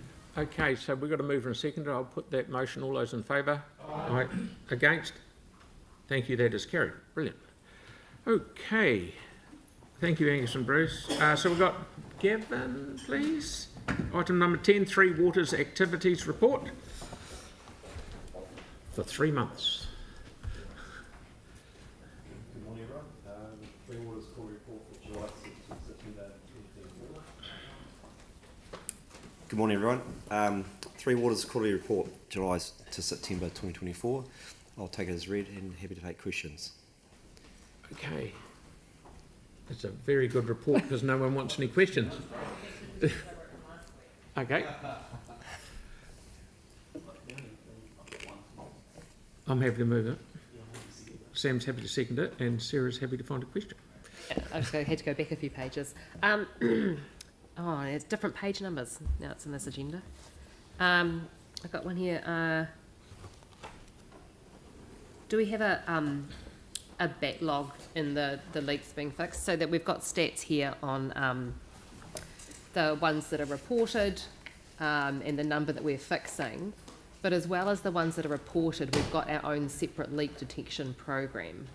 And so of the leaks that are identified through that rather than people reporting them, how does that go for leaks being fixed, and do we have any backlog? They should be included in that that number, but I can confirm that. So when the leak detection identify leaks, it should go be put through to City Care for repair. Okay, and so when it comes to so I can go back to it, but we don't have any backlog at the moment. So of all of the leaks that are being reported by the community or identified through our leak program are managing to get fixed within a period of time? Yes, there is always obviously leaks out there that they get prioritised, so there always will be a backlog, but we generally remain in our legal service. I can come back to you on those numbers, but we don't have a significant backlog. Okay, and the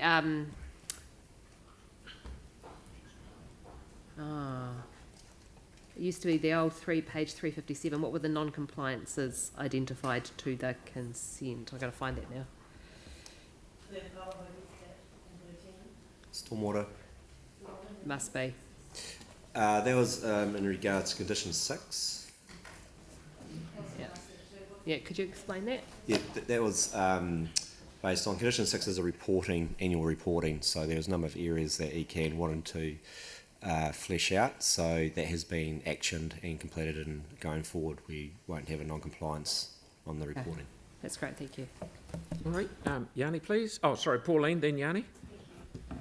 Just on the same page as that, which is 106, we talk about the quarter ahead from October to December this year, hosting the annual Community Waterways Partnership Hui. Has that happened? I haven't seen anything. I don't believe it has. Can we please get some information about that, and so that we can look at attending that? And how is that working? Who's the new Clive Appleton leading that piece of work now? I need to confirm that we do have someone against that. Yeah, because there is budget for that, isn't there? Correct. Okay. Thank you. All good. We've got Yanni, then Cal. Cool. So I was just wondering if we had any update on the it's on page 102 with working with Te Mata Arawai on research into viruses in groundwater, and also was keen to know to get an update on the conversion to temporary chlorination. From the conversion of temporary chlorination to permanent, and whether we've had any further conversations around exemptions. The work with Te Mata Arawai regarding the virus research is ongoing. So that's progressed quite well, but it's still underway. Regarding the temporary chlorination, there's a program work to go through, put in permanent monitors, and then the second program work to go through and make those temporary installations permanent. I'd have to come back to you where we are with the exception. So the exceptions, the program work to install the monitoring and permanent chlorination is in regards to the distribution requirements for chlorination. The exemptions we're going for are at the treatment plant head to avoid the need to put in additional tanks to allow for additional contact time of chlorine to water before it gets to the public, which is separate. Is it possible to get at some stage, like we've had people from Internal Affairs and Te Mata Arawai come and talk to us before, and my understanding was that they were quite open to working with us around the exemption for chlorine. I'm just concerned that we're spending a lot of money and doing things that will be very costly without trying to get everything we can to get chlorine out of our water. So is there a way that we could get an update from that previous discussion to actually understand? Because at the moment, my understanding is to get an exemption, we have to spend hundreds of millions of dollars and then apply for an exemption, which is that kind of where we got? If we want to get chlorine out of our water permanently. Yeah, we can come back to you with a summary on that, but the exemptions we're going for at the moment are not for within the distribution. We have some zones we're trialling to get exemptions which we haven't succeeded. So we can come back to you with a summary of where we are with the exemptions that we've applied for and what discussions we've had with Tomato ROI. Yeah. And could we get advice on if we wanted to pursue an exemption for the main sector, the main zone, central zone? Rather, I know we've got exemptions for the small ones that we've applied for, but overall exemption. Yeah. We can come give some guidance on what would be required. Yeah. Cool. And a time frame for the research. Do we? Yeah. Okay. Yeah. Thank you. Mate. And lastly, Kelly. Get on with it. Thanks, Kevin. I just heard recently that we, in terms of stormwater in marshlands, the ditches with the wood on the side, that we actually buy the wood from South America. Is that true? Sorry, that we buy. So you know those timberline drains. Timberline drains, down Marshland Road and around the Marshland area. Do we purchase those from New Zealand? I don't know the project specific, but I've worked on plenty of projects in Christchurch, New Zealand, where the timber does come from South America due to the hardwood environment. So I'd have to confirm whether that's the case on these projects. So there wouldn't be a product in New Zealand that we could replace that with, that you're aware? It may be a case where we don't want to put treated timber into our environment, because there are products in New Zealand, of course, like pine, but it's H5 heavily treated. So that may be the reasons why they're using a hardwood alternative, but I'd need to come back to and confirm that. Yeah, no, I'd love to know. Thank you. Yeah, that would be good, because it'd be interesting to know the price difference and what we may be doing. That's cool. So, right, we've got a mover and seconder. Of course, it's me. I'll put that, debate, is it, yeah? Yeah. Just quickly, I just wanted to, first off, just acknowledge and thank the council staff and the community for the wonderful World Rivers Day event that was held. I don't know how many councillors were able to attend, but it was really, really cool. And staff and the community put a huge amount of effort into that event for World Rivers Day. So I just really wanted to personally say thank you. I thought it was a really excellent day to raise awareness. And the second point I just want to make is that I still think as a council we need to actively pursue removing the permanent chlorination into our city's water supply. And I was optimistic that the new government did seem to be making some indications that they were wanting to reduce inefficiencies and to look at things that were more pragmatic rather than what we were currently having to do, which is spend, my understanding is, hundreds of millions towards a system with relatively low risk. So I hope that we don't lose sight of the fact as a city that we want to take the chlorine out of our water supply, and we need to be looking at every opportunity we can to put pressure on the government to help us do that. Thank you. Right. With that, I'll put that motion. All those in favour? Against? Thank you. That is carried. Brilliant. Now we're up to Mark at Planning and Consents for an extremely quick presentation. I'm winding you up. Don't you just carry on.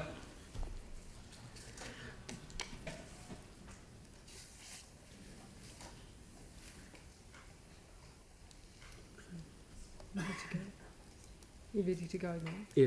We haven't got the presentation. Sorry, the presentation didn't work. Oh, okay. I'll take the report as read them and save the presentation for a future date. Just tell us how good the planning and consents are tracking. Yeah, certainly. In terms of resource consents, there's been fluctuating numbers. They've been up and down with no consistent trend. We have reached a peak recently, which is not shown on the graph, of 90 odd applications in a week, which has since fallen, but we expect it to increase, and that would obviously depend on the wider economic climate. In terms of other matters, our plan change program is progressing, and we're prioritising what council has identified previously. and Plan Change 14 needs no introduction. Local area planning is commencing with the Otatahi Christchurch planning program endorsed last week, and local area planning is not new to council. The urban regeneration team have advanced local area planning for some time with the suburban master plans, but more recently the South East Central Neighbourhood Plan, and work is progressing on regeneration in a number of areas.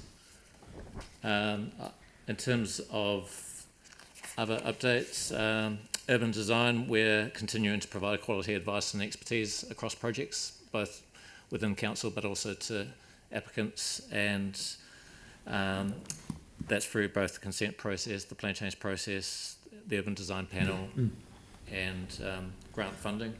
And of course, I can't not mention the heritage team and the grants that have been issued up until this year, which have enabled the restoration and protection of buildings, and we'll continue to promote that.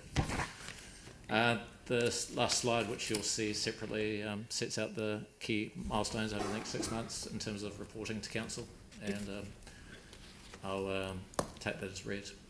Okay, has anyone got any questions? Oh, Sarah did, sorry, yes, that's right. Thanks so much. On a smaller part of the program in the compliance space, we do now have a bit of reporting on that erosion and sediment control from building sites and consenting. I'm just wondering, it says here the team continues to work with the Three Waters team to ensure building sites are meeting requirements.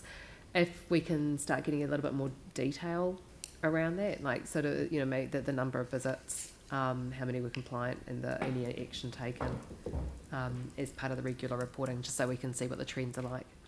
Yeah, certainly. Yeah. And I should add that Plan Change 17 on the Plan Change program is about improving requirements for erosion and sediment control, and there'll be more information to come on that as well. That's great, thank you. Okay, so it's been moved and seconded. I'll put that motion. All in favour?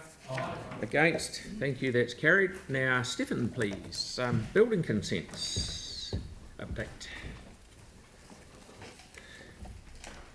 Good morning. Far away, bud. Obviously, most of the information I was going to cover is in the report, so just quickly cover off some of the key factors. So this is a report for the quarter, update for the quarter from July to September. And for that period, we've issued 1,565 building consents, which is about 20% higher than the previous year. And previous year was sort of higher than the previous 3 or 4 years before that as well. In terms of levels of service, we're for the unit we're meeting all those apart from 3, which are just below the targets. So those 3 are building consents granted. So year to date, end of September, we're at 90%. We were processed within the statutory timeframes, and 85 within the 95%, which there's 2 factors that we track. But just on that, we've been showing month by month significant improvement over the past year or so. And the current month in the September was actually 92%, and within the current month year for the month to date, we're sitting at about 95.6%. So we've seen improvement across that on a month by month basis. Similar with inspections and co-compliance, which are the other ones too, they're just underneath the targets. We've seen their ongoing monthly improvement as well. Building warrant fitnesses, currently on track to meet the target there. We've, at the end of September, done 344 building warrant fitnesses. And if you extrapolate that out, that exceeds the target for the year as well.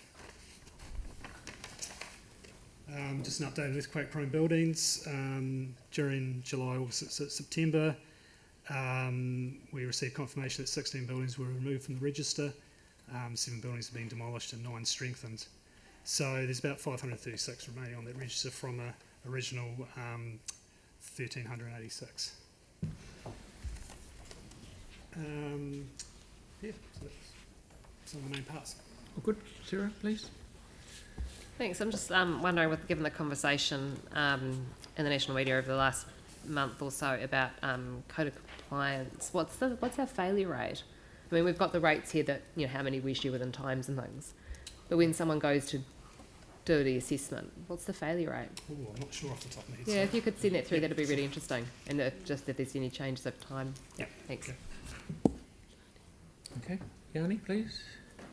Well, thank you, and thank you for the update. I was really interested in Operation Magazine, and so it's great that we've identified 2 buildings that fell within the criteria.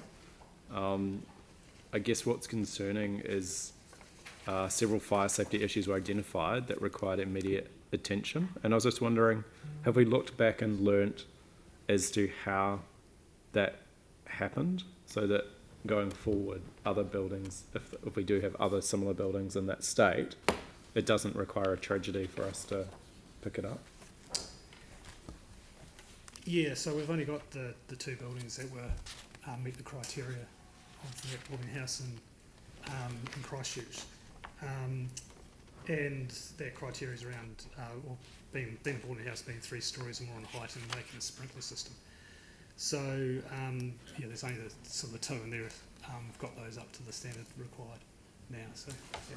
I was trying to understand was there any looking back at our processes around those 2 buildings to understand why they had issues relating to fire safety that required immediate attention? So understanding how they were being able to operate without us picking it up at an earlier stage? So we audit as part of the BVOF inspection, we're auditing the work that's done by the independent qualified professional who inspects the building. Yeah. And we've, I don't think you're aware, over the past couple of years we've done a lot of work in the BVOF space on processes, and the number of audits we've been doing has been increasing to get it up to the target. So within that there has been some lessons. I'm not sure off the top of my head what those lessons are. Right. Yeah. I would find it quite useful. Maybe we could just get some information circulated on that. Yep, sure. Yeah, thank you. Appreciate that you've got those issues resolved and that you're reporting on it. But yeah, it would be just good to understand. Yep, sure. Thank you. Excellent. Tyrone, please. Thank you. Just looking at Table 1 on page 124.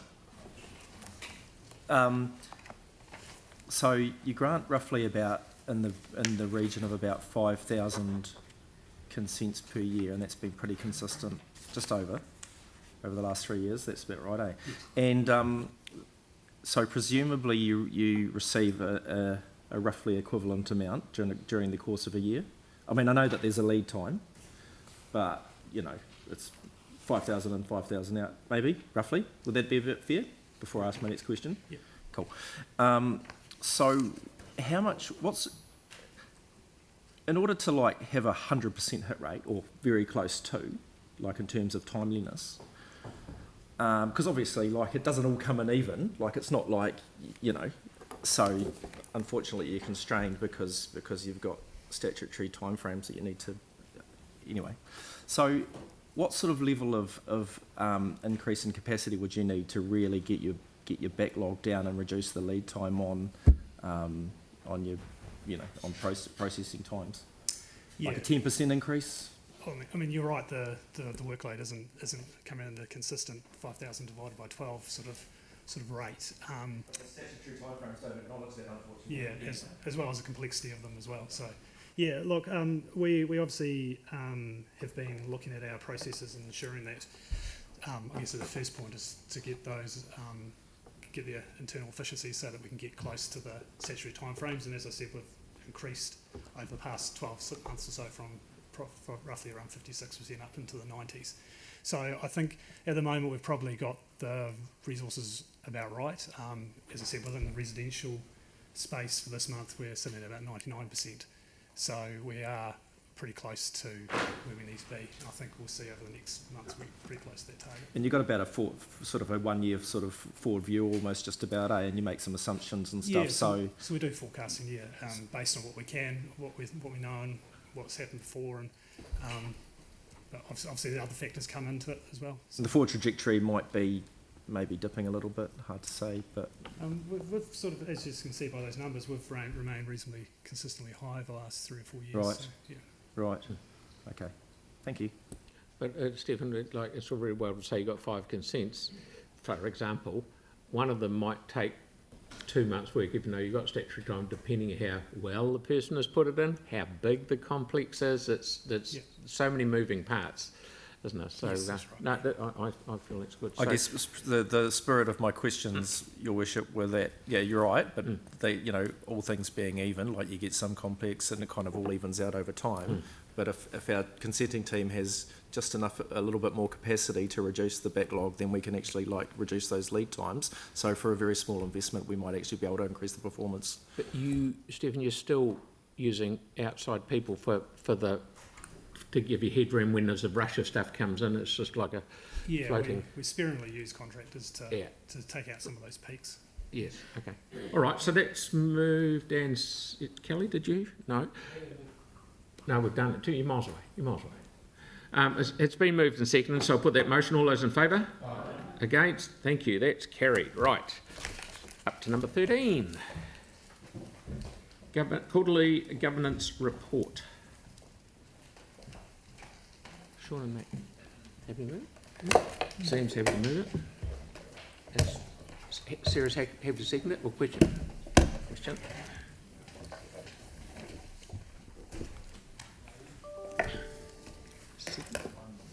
Question.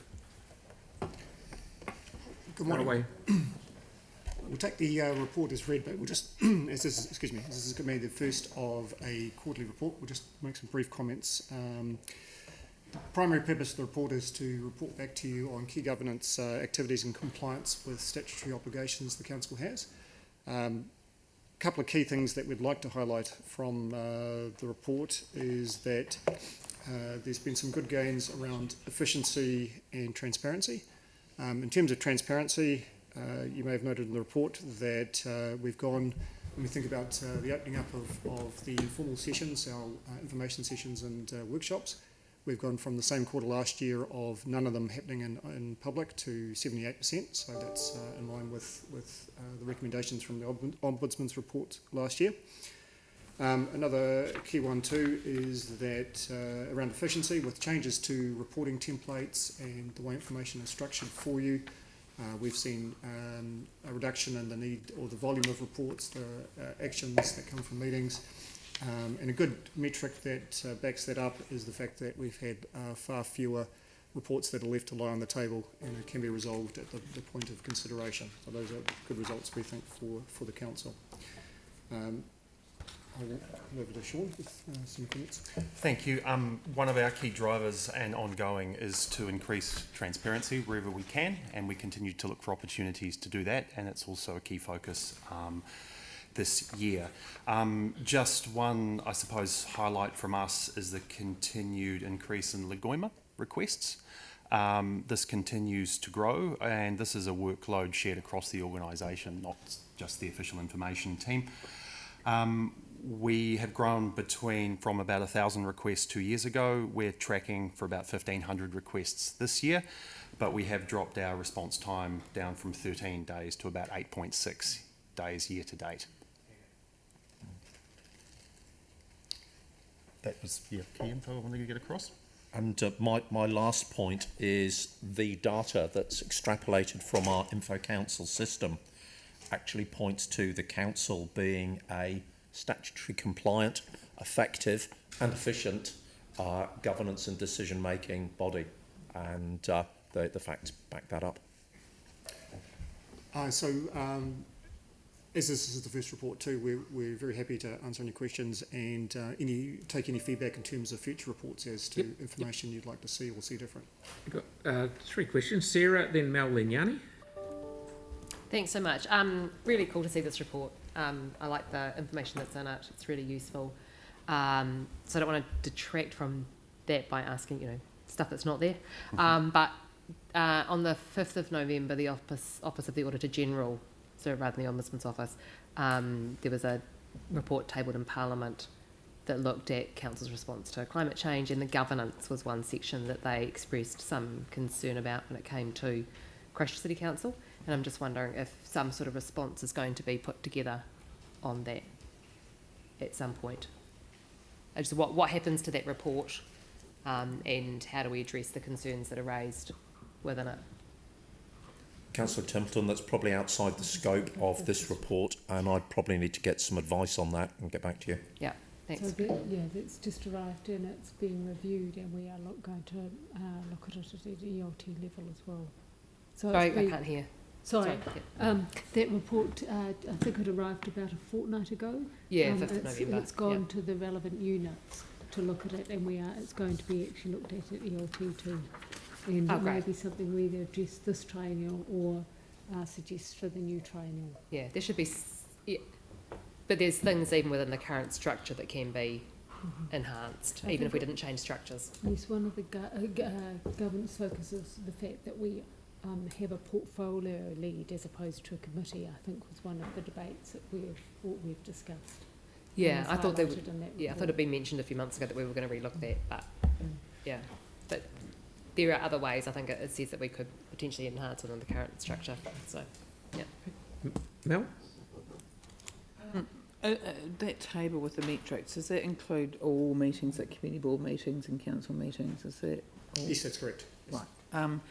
And I was just, I don't know if we've just covered this or not, but the 2% that aren't compliant with legislation and process standards, like what sorts of things would make them not compliant? Well, the non-compliance is relating more to process standards than legislation. So a key point is that in terms of the legislative targets, that we are 100% compliant. The types of things that are not meeting all the process requirements are around the objective of council, for example, to publish all meeting minutes within a couple of working days after the meeting. It's that sort So of it's thing. technical stuff like that. Okay. And then the last one, I mean, we saw the other day there's been a huge number of just requests to council in general, as well as Lagoinas. Have you got a feel from all the ones that are coming in, like why there's this huge increase happening over the last year or two? I think it's a general increase in knowledge and expectation from residents and beyond. I mean, we get a lot of requests from all sorts. I mean, there are some consistencies in the type of information we're being requested, but we get an awful lot of requests for specific sites, depending on the activity they're in.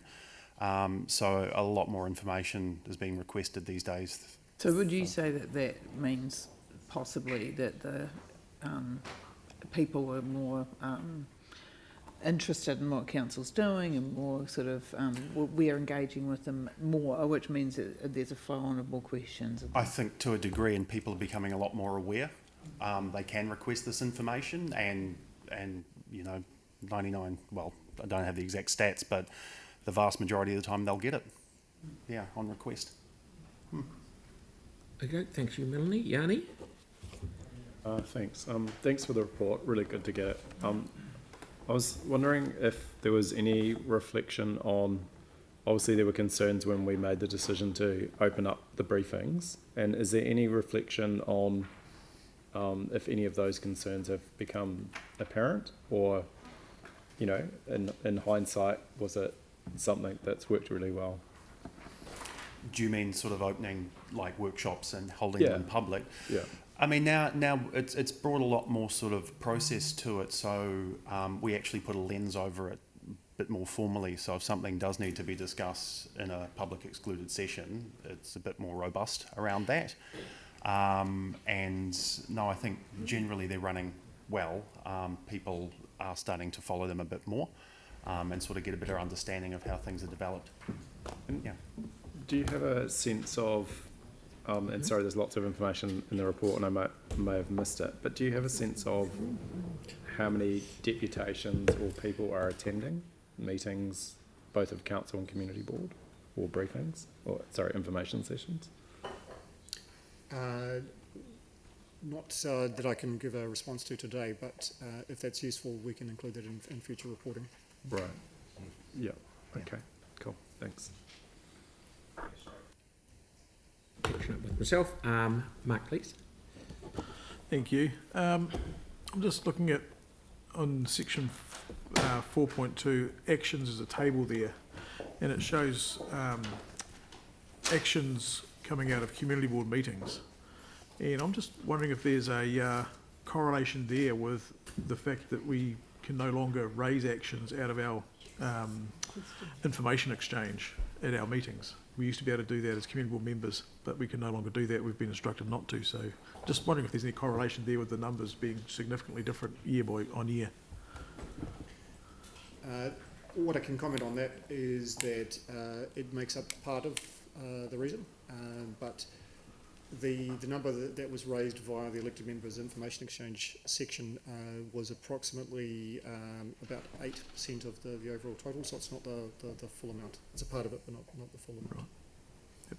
And I guess you may not have the answer to this, but as that actions raised from meetings decreased, has there been a corresponding increase in the customer service requests to sort of offset that?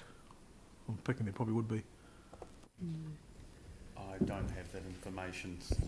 We would have to get back to you on that information. Yep, that would be an interesting analysis. And Andre. Thank you. You've got the average days to respond for Leguimas. Do you collect, apologies if I've missed this, do you collect that for elected member requests? We keep sort of general KPIs. I don't have them with me today. That's right, yeah. Yeah, but we can sort of run, not to that level of detail, but certainly, you know, approximately. Cool, thank you. And just one other question. Things like public forums, deputations, so on and so forth. Does any data get collected on which percentage of them might be people who have come to us for the first time? I wonder if there's some that has been collected before, but also for long-term plan, hearing, oral submissions, this kind of thing. No, we don't collect that. I wonder if there would be interest in doing so. To me, that would be a pretty good thing to know. For example, if the average long-term plan hearings we hear from 100 or 200 people, and we know what percentage were here the last year, to me, that's certainly the kind of thing I would like to know. Maybe others would, maybe they wouldn't. So I don't know whether we would have the capacity to set up a whole system, because we'd need to ask every person and every submission, and you'll know that for annual plans and LTPs there's hundreds and hundreds of people. We'd have to ask them if they're a first time submitter, or else set up a database. Yeah. So I don't know. So what are you trying to Well, get from that? if we only hear from the same people over and over again, we've got a problem. Is sort of where I'm going with this. We do need to hear from more people, and if they come to speak to us once, don't want to come speak to us again, it would be good to know why that is. Did we scare them off? Did they not feel comfortable? Did we solve their problem? Well, yeah, were we able to solve their problem?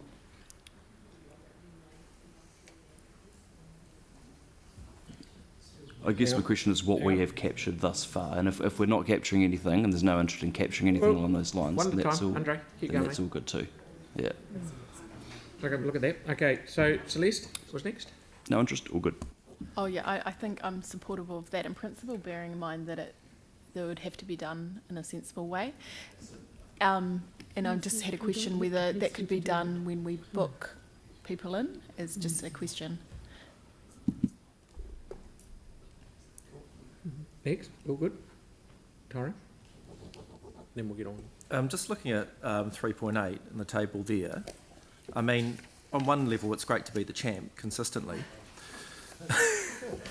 and the hardest working councillor obviously, but or is it just that am I the most litigious? Like, I mean, is there more things going on in Banks Peninsula, or am I just asking like too many petty questions? Just stay home and don't talk about it. What can we? Is there something not that we to can answer that question. No, I mean, all seriousness though, is there perhaps some work I could do with the OCE to perhaps reduce the volume of questions? Potentially, we're always happy to work with councillors to best suit their needs. Okay. Yeah. Good. Thanks, Sean. The champ. Councillor Fields, I think your predecessor was also quite high in the question stakes. Which implies that Banks Peninsula has... but it's no reflection on the amount of work that's getting done over there, which is rather a lot. So are you seconding it, Aaron? Okay, good. And you've got a question?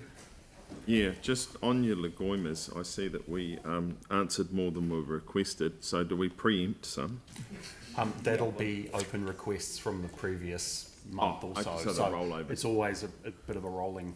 Okay. All that one. And then the other one is, because I just got a text from Tina before, who makes the most requests per year? I'm sure I can't divulge that. Okay, just checking. I think that's already been answered, Aaron. Okay, thank you. No, I see Legoimas, you mean. Sorry. We have a mover and seconder, so I'll put that. Oh, sorry, debate. Is there any debate? Forgot about that. No.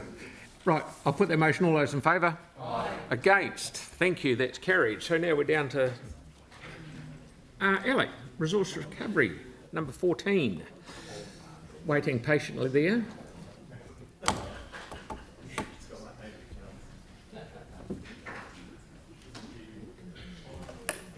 Morning, everyone. Morning, mate. Keep it pretty brief. I'll take the report as read.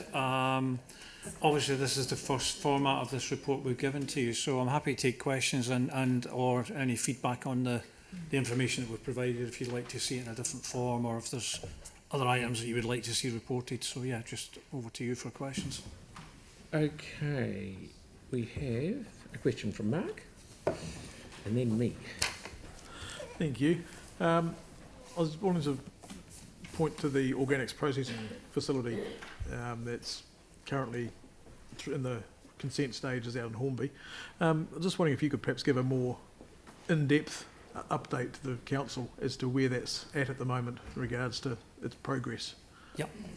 So the EcoGas application obviously went in, and you were talking earlier on about the the complexities of consents and stuff. So the current position is they put 2 applications in. The council application has been granted. That normally refers to the land use, transport implications, things like that. So that was issued. So they have that. They've received, they're in an information exchange phase with ECAN, and we've got a provisional date of the end of November for the applicant to respond to those questions.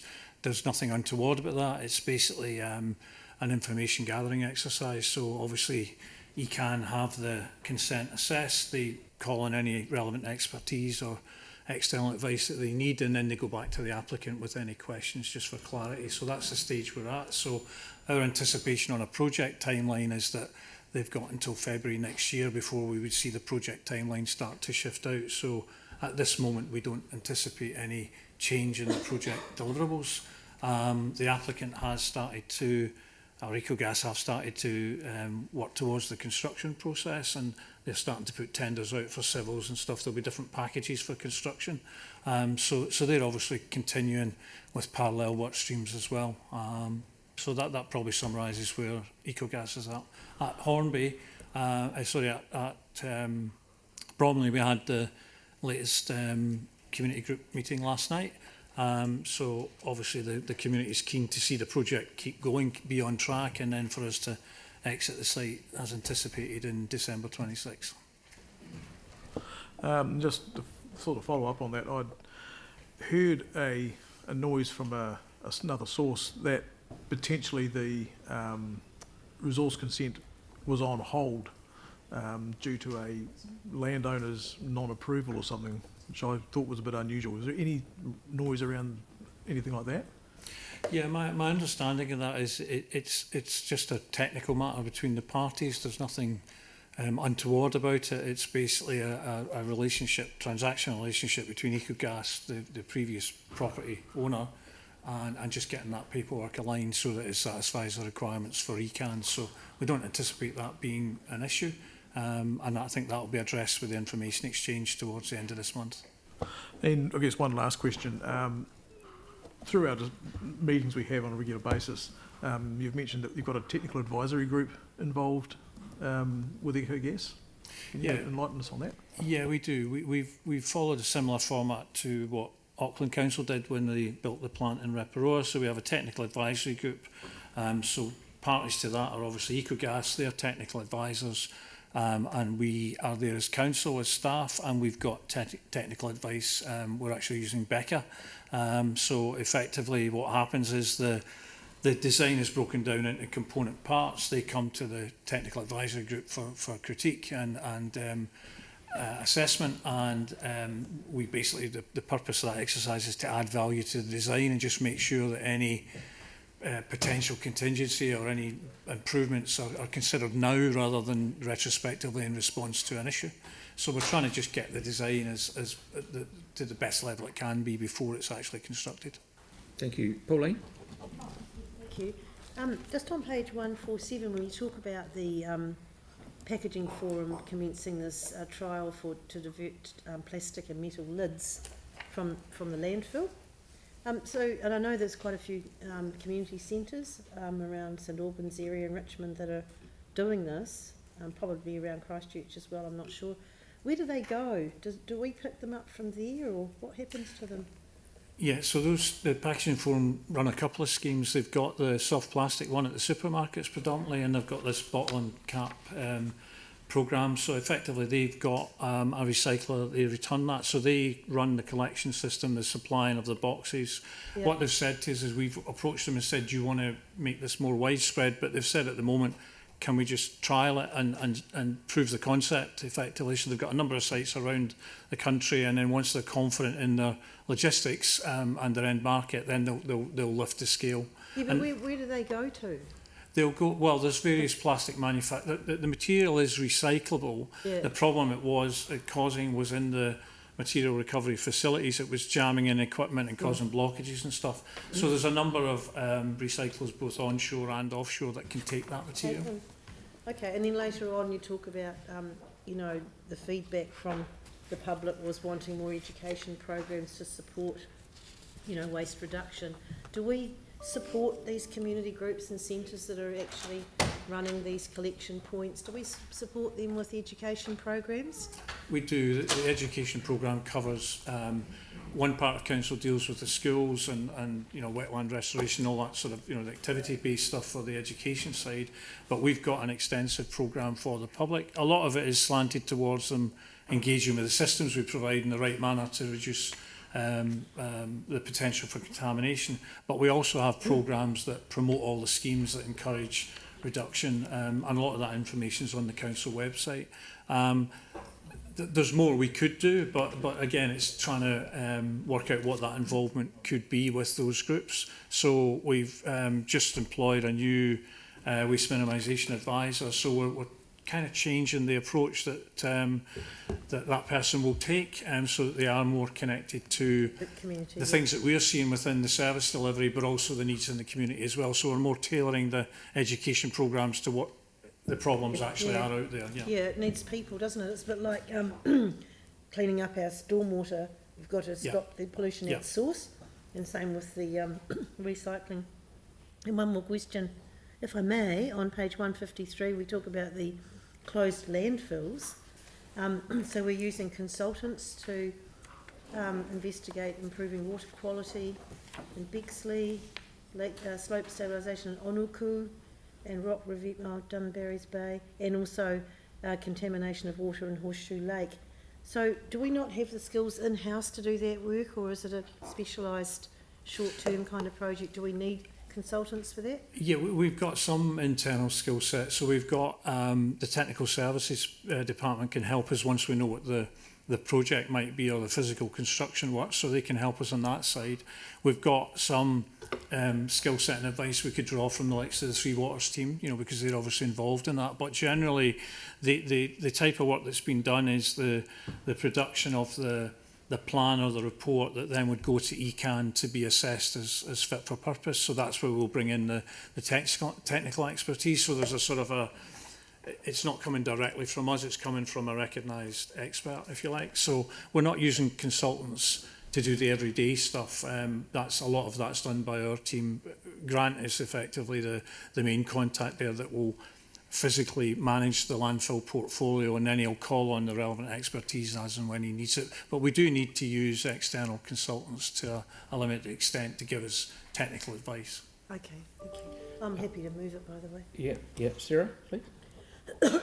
Thanks so much. And I'm happy to second. But there was some research undertaken recently by the Opawaho Heathcote River Network for the Community Waterways Partnership on the use of wheelie bin latches, and they were enormously successful in stopping the lids opening when the bins were sort of blown or knocked over, which of course creates a lot of litter and stuff and gets blown into our rivers and things. Have we investigated being able to offer the bin latches at all in higher risk areas such as on the hills and those kind of things to keep that amount of litter and stuff down? Yeah, so council supported that trial and that investigative piece of work. The report only came in this week, so we're anticipating bringing that back to you at the March meeting. I think it's the 5th of March. So we'll analyse the report and then we'll give you an objective view on what the report's telling us and what the recommendations could be going forward. So there's no decision process gone through yet. We don't have a definitive. I mean, what I could say is that to put that across the whole system carries a certain number, so there's somewhere in between. So the latches effectively are displayed to the public at the moment on the website to the manufacturer that makes them, and you can go and buy them on a user pays basis. But it's whether we want to modify that approach, but we need to get the paper to you in March just with those recommendations. Okay, and will that come with some information, not just from this research, but so how other centres are using them, those kind of things, because some of the other cities use them. And yeah, I mean, those devices are widespread in use across other TAs, so yeah, we can take that into account as well. Yeah, that'd be great. Thank you. Thank you, Kelly. Thanks, Alec. Great report, and really enjoy seeing the curbside collection stats. It looks like we have some 500,000 bins in service. Is that about right? Sorry, what was the question there about bins and service? Do we have about 500,000 bins? Yeah, it's in the range of 550,000, yeah.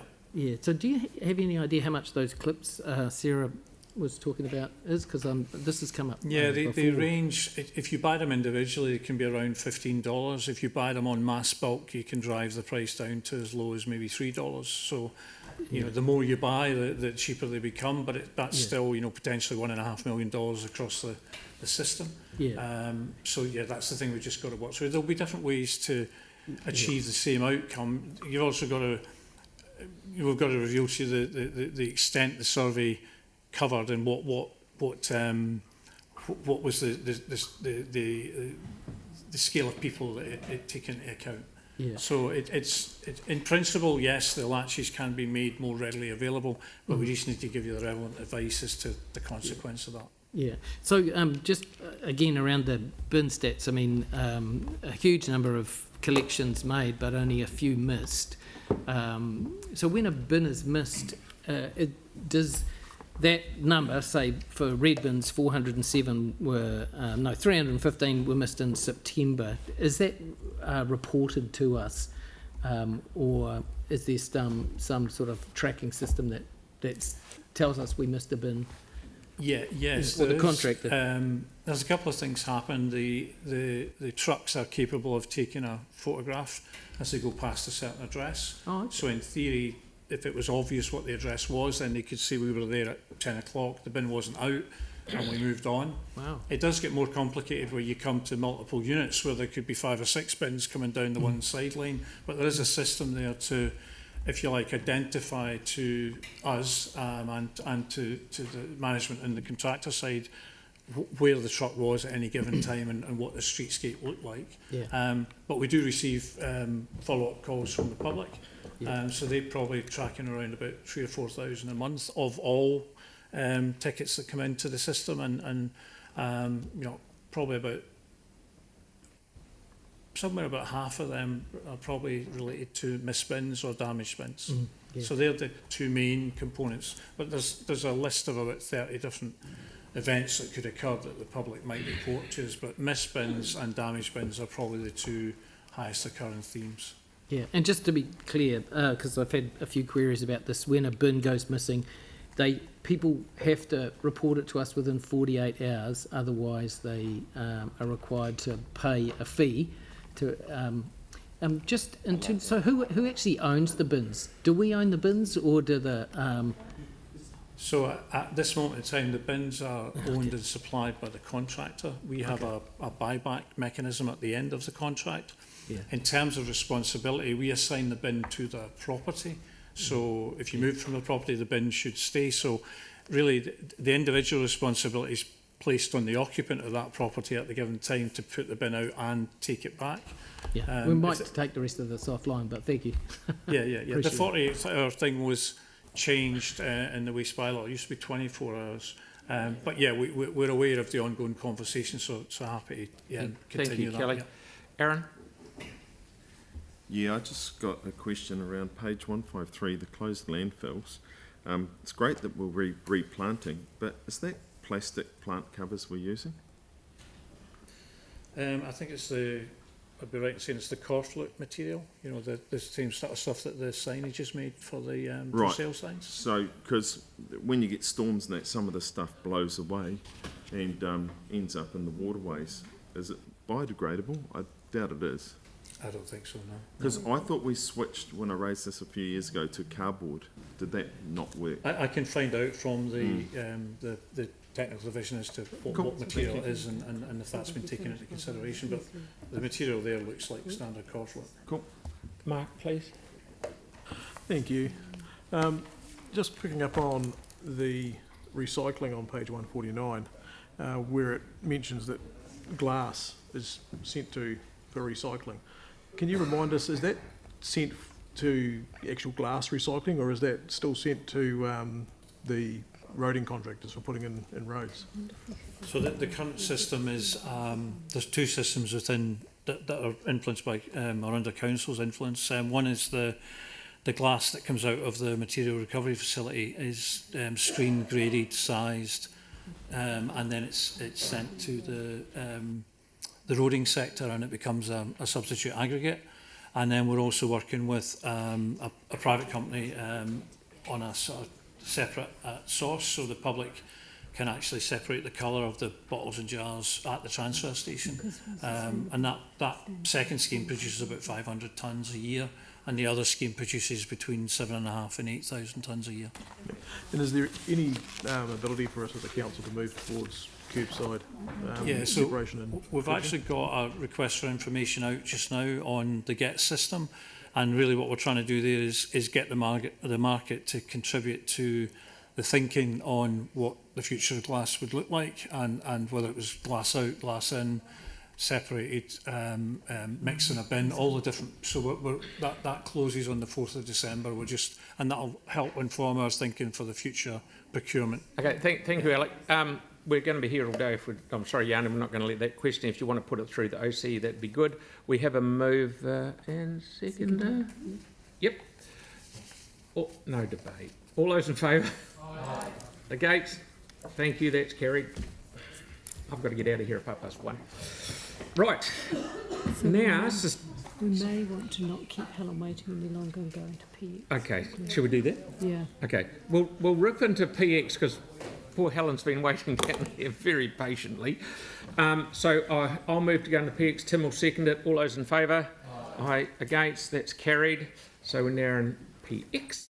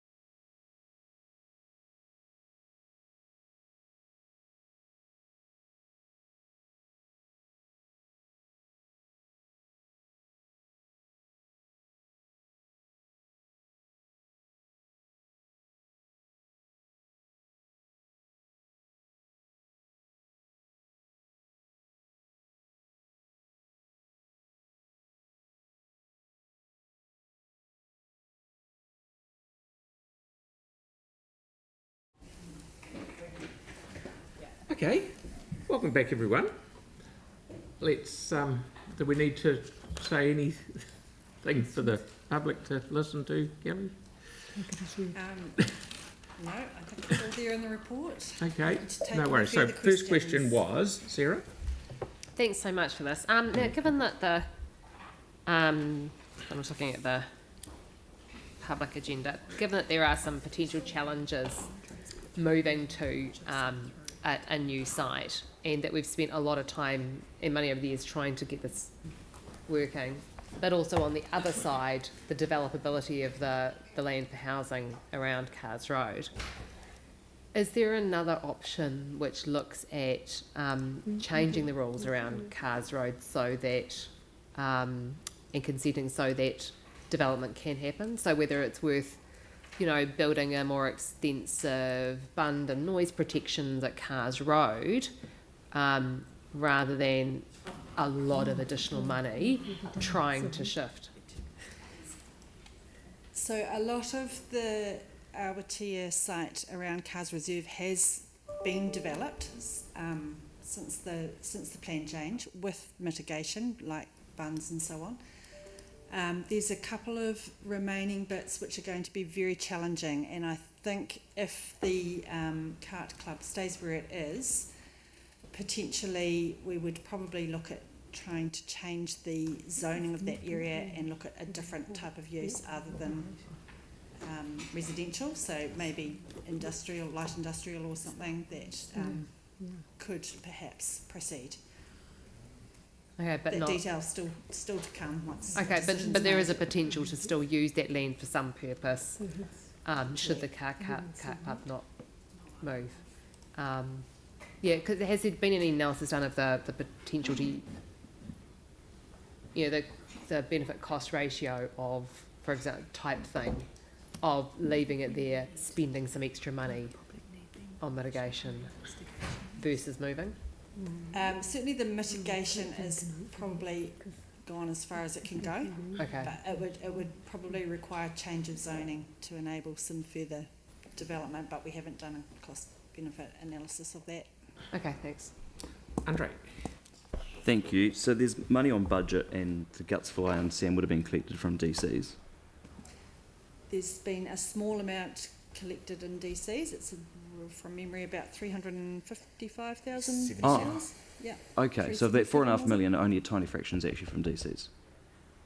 It's still in the DC policy, and we will continue to collect it Yes. in DCs until Yep. it's fully collected. Yep. Yeah, but so far only a small amount has been. Okay, collected. you say around 300 and something. So if DCs had to be collected for a specific purpose and council wasn't proceeding with anything here, what would happen to those DCs that have been collected for this thus far? That's a good question. Have we got our... I have had some legal advice on that, but it doesn't look like they are here at the moment.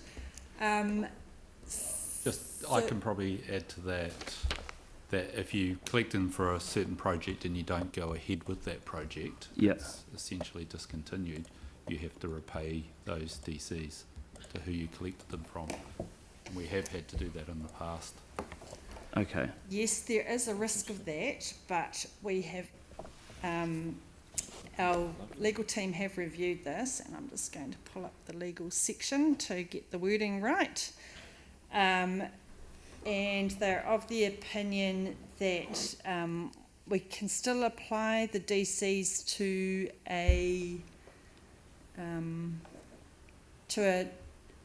the same kind of reserve purpose. So if the idea was to move the Cart Club and redevelop the Carrs Reserve as a park, potentially we could reapply the funds that we have collected to redevelop the area, that because some of the funding was also for moving the greyhounds, which have now gone. And so the legal opinion is that we can probably apply those DCs to redeveloping the greyhound area for local park. So that flows beautifully into my next question, as to, but also on which catchment it would have come from. So reserves, parks, neighbourhood parks, which of those catchments It's just would have... reserve sports parks, which is a district-wide It's not a catchment, it's district-wide. So not from a growth catchment like neighbourhood parks would have been? No, because it's sports parks, so it's Okay, understood. district-wide. Cool, Yeah. thank you. May know the answer to this, may not, but since 2010 or 2011, whenever this sort of started, had there been any public consultations to date? I think when there was like 10 or 11 or more sites that were investigated, Yeah. there was certainly some community involvement in that, which Yeah. Helen referred to earlier. Yeah, but not any public consultation as such on what the council may or may not, or should or shouldn't do with the kart club going forward. To your knowledge, besides annual plans and stuff. Don't know the details, sorry. Cool, that's all right. Cool, thank you. Kelly, I've got a question. The subdivision that's next door to the existing kart club, that's built its noise mitigation and the big fence on top of the hill on their own land, haven't they? There's actually several subdivisions around there, and Yes. they've taken slightly different approaches. Yeah, Yeah, some's on their own land. I think there's some that's also on the reserve land. But there are, for them to be able to build their sections there, which we let them do, they used up some of their land that they could build sections on in the future to build this noise mitigation so they could get underway on the proviso in the back of their head that one day the kart club would shift, they could take their noise mitigation down and then build sections where the big hill is. Have I roughly got that right? I'd have to go and look at the boundaries and look exactly where the boundaries are. I Okay. don't know. And I know there's and we saw it in a previous report today at the Cowes Road landfill, that the go-kart track is or isn't on a landfill. I know the landfill's beside it, but is that an old Cowes Reserve is a landfill, yes. So the kart club is on a landfill, okay. Alrighty. Any more questions? Yanni? Yeah, thank you. Just kind of wondering why this isn't done as part of the draft annual plan or through a special consultative procedure. Like, I'm just trying to understand how the community views could be. My resolution may answer this question. Right. So if the new site proves feasible, and as Andrew mentioned, we would need to come back seeking additional funding to make it happen. That would definitely have to go through an LTP or annual plan to approve that extra funding. Could you clarify the question about consultation? Because to consult, you'd need an actual proposal to consult on, wouldn't you? Yes. So what's the cost to getting to, so if we agree to the recommendations, what's the cost attached to that? So it will be operational costs. We'll be looking at substantial amount of staff time, and there'll be costs involved in the resource consenting process. It's been estimated at $100,000, which will have to come out of existing codes. The previous one, staff ended up coming back and requesting additional funding, and I think that was $170,000. So, yeah, I'm not sure how much that would cost. I guess what I'm struggling to comprehend is how do we prioritise this ahead of things like the residential industrial plan change or the Olympic, vert ramp for skaters? Like, how do we prioritise this when there's, as I understand from the report, relatively few complaints, so it's not generating any noise issues at the moment, or if it is, it's very, very minor, versus the other things that are causing a really big disruption to our community in terms of well-being, that we're told we don't have the resources and we're still, well overdue at doing the work on. Like, how have we come to the conclusion that this should be a priority ahead of those other things, given its budget impact? So this project initially came about through the plan change that allowed for residential development to occur, but was assuming that the kart club would move. So it's been around for a long time. And we put money way back to assist in that. Whether it's enough or not doesn't matter, but we did. Mm. If we agree to it, it will effectively mean that those other things will be delayed even more because we'll need to find resource to do it. in terms of operational capacity? Oh, I just don't think that's... My understanding from the question that was asked and answered before was that there's money on budget to do the first phase. If it's going to cost anything more than that, it would need a subsequent council decision to invest any more money in. So there's, and it's in the report on page 69, 190k of budget to do this work. Any further work would require an LTP or annual plan decision. Yeah, but there's, as I understand, there's still the organisational capacity to do the work, which needs to be prioritised. That's up to them to tell us if they've got the people to do it, and from what I'm told they have. And can I just check on the kind of other question that I had around this is basically,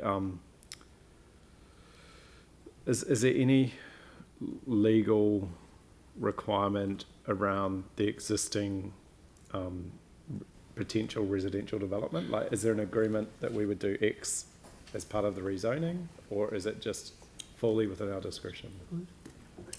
There was certainly an expectation that the Cart Club would move. I don't know that there's any obligation for it to happen, no. Because I thought initially there was something in our district plan, or... Right, I just want to get going here. I'm happy to move this as a staff report, and Tim's happy to second it. So I've moved an alternative resolution, which would be quite good to have up there.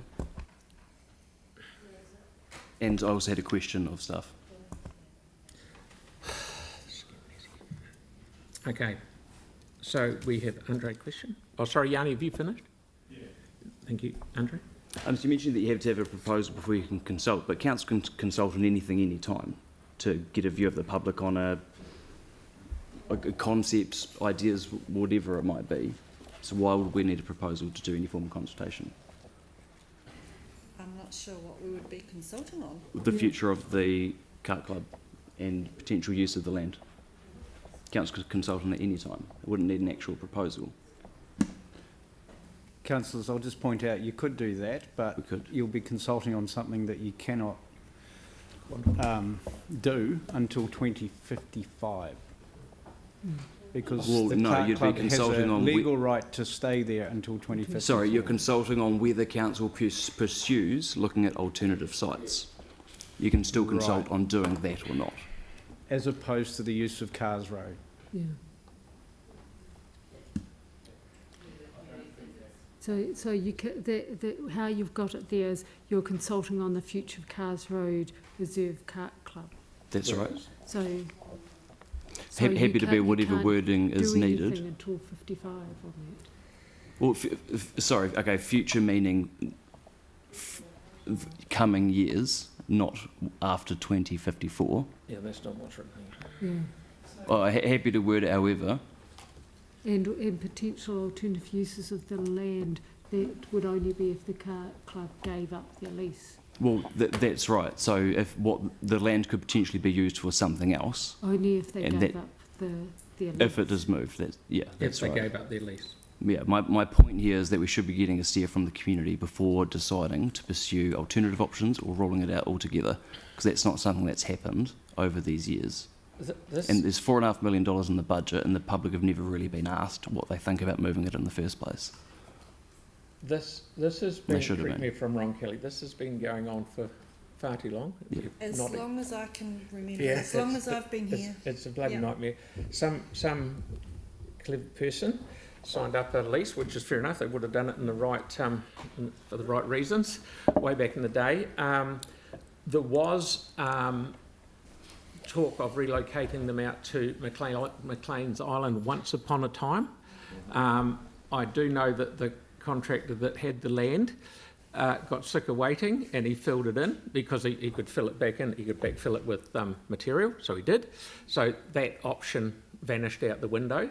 You've come up with another piece of private land, and I think my view is, I think we should use this money, see if we can get it, progress it, because it's where it is. Some people might like it and some people think it's great, but we need to move into the 20th century with the Cart Club and go forward and tidy up that loose end, especially for the subdivision next door, which has got noise mitigation stuff going on and using up valuable land that they can't use because of the noise mitigation they're doing. Does that make sense?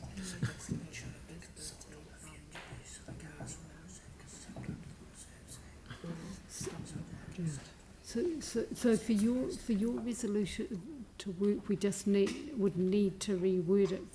Happy to reword it, however. But so I'm not quite sure what you're trying to achieve. Well, I don't think we should be pursuing extra time, resources and money into moving a kart club without getting an idea that the community want us to actually actively go and do that. To move it. So we're consulting whether they're happy with the kart club remaining where it is. Well, yeah, ultimately so. But also the community needs to be aware of what it would potentially be there in its place. So we wouldn't know that. Well, no, we wouldn't know that, but through you, Mr. But it would Mayor, be, it's a public reserve, so through it would you, be. Mr. Mayor, that requires a lot of resource as well. Yeah. You understand You're that. shifting the demand from one it's project public land. to We should be asking the public what they think before going and making decisions like this on pursuing extra time and money, or indeed ruling it out altogether.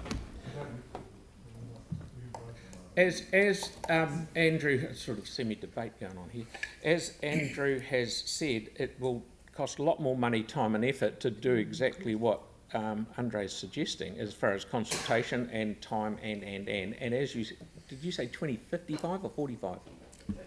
55. And that's one of the issues we've got. So, sorry, how would an engagement require more time and resources than the original resolution? The original resolution is noting that there's 190k on budget already. But we how would a short, simple engagement take more resources and time than that? Because we'd have to put proposals. Through you, Mr. Mayor, I didn't say more. I'm saying you're shifting the resource. Sorry, that's what the Mayor said. There is the potential, of course, if the feedback is please move them, that you're doing that work, and you've got to continue as well. So okay, we're just pointing out that. So consultation and doing the work would be more than doing the work alone. Yeah, of course it would. Put the money aside and say what's the preferred approach. Because you're right, we haven't got the costings for them, but both would take a lot of staff time. Of course, if your consultant didn't go ahead, that would require a lot less resources. Melanie. I think what Andre's saying for wording is request staff to undertake public consultation on whether council should continue investigating the feasibility, the bottom. Is that what you're meaning? Yeah. So that bottom line should go into the public consultation. Top line. No, we won't go. That'll be delayed, won't it? We've got lots. Council. You're good, Mel? Well, are you working on that? No. Tim? Oh, sorry, Andrew's got something. I'm just mindful that the club have property rights, and to go out and consult on the future use of that land, that's why I raised the point that we don't have access to that land until 2055. They have existing property rights. Yeah. In which case, we probably shouldn't have $4.5 million on budget. We haven't, just to be clear, there's 190k on budget. And the capex isn't till F27. No, that is capex. There's 190k is capex, and then the F27 is also capex. Yeah. So the investment we'd have to make now to continue investigating the site would have to come from operational budgets, which you can have. Which we will have to juggle against other priorities, as Yanni pointed out. But the idea that we can rate for $4.5 million over a few years, but we don't have the right to ask the public what they think our next move should be, just isn't making any sense. Right, hang on, things are getting messy here. Melanie had probably a backup question, then it's Tim. I actually what was your resolution? The staff resolution, all the blue stuff. All right. I want to make a foreshadowed, I suppose, request staff not to continue investigating feasibility. It's number 3.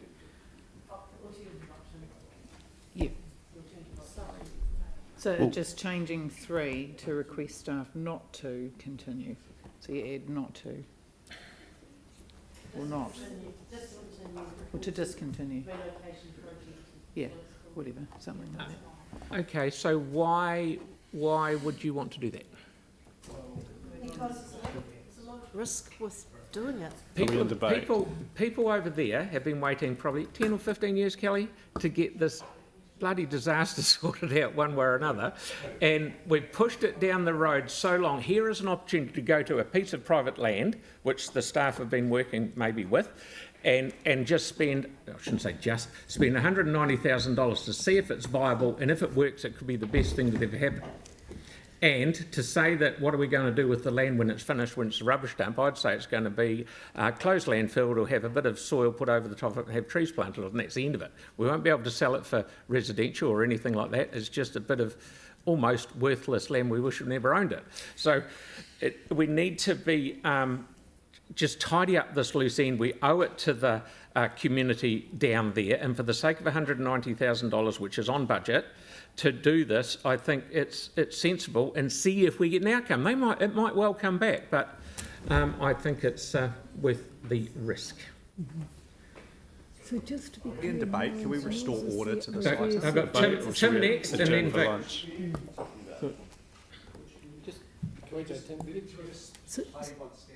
So let's just be clear. So we have the resolutions that have been moved and seconded. Then we had one suggested amendment put forward by Andre that hasn't been seconded. We've also now got Mel's alternative resolution foreshadowed. Well, it's not foreshadowed because we haven't moved. She's gotten a potential amendment that we would vote on first, which is really just the reverse of the staff recommendation number 3. So the staff recommendations said request staff to continue investigation, and Mel's or Councillor Coker's resolution is discontinue. We've got Andre's one around consultation and go out and consult. We'd probably need to come back with some advice around timing and resourcing for that, because of the consultation schedule. We wouldn't be able to do that. Has either the staff rec or what Mel wants to do been moved or seconded yet? Is anything on the table? No, neither Andre's or Councillor Moore's or Councillor Coker's have been seconded yet. Did you? To be fair to Melanie's amendment, it's either you vote for staff rec or you don't. So really, so yours is. Point, it's just the reverse. Yeah. Number 3. Yeah. Yes. So the officer recommendations have been moved by the Mayor and seconded by Councillor Scandrett. The amendment from Councillor Moore does not have a second. Councillor Johansson seconded one. Go out for public consultation. The foreshadowed motion has been moved by Councillor Coker and seconded by Deputy Mayor Cotter. Yeah. All right. No, well, it is because you're actually instructing stopping the work. So Okay, Victoria's been waiting patiently. With Councillor Moore advocating for the need for consultation, for the benefit of the councillors who are only here for the first term, can you help me understand what is it that staff have been doing and why have they been doing it for so long? What is the problem that staff are trying to solve? That's the bit that I want to get to, please, to help me understand how I'm going to vote on this. Andrew's probably got the best. You've got the history of this. Why don't we adjourn for lunch and then come back and do it? Kelly's probably got the best answer, but essentially, a previous council made a decision to relocate the kart club. So over the years, that has been pursued. And as Kelly has pointed out, an option has come forward to continue to pursue that resolution that was made some years ago. That is why the staff recommendation is up there. Would you like us to continue or not? Effectively? And the issue that we're trying to resolve is to allow development to continue around Cars Reserve. at the moment there are restrictions on the development because of the noise issues. Part of the question then is, without the need for going to public consultation, are we already hearing noise in the system via other means other than consultation that it continues to be a problem?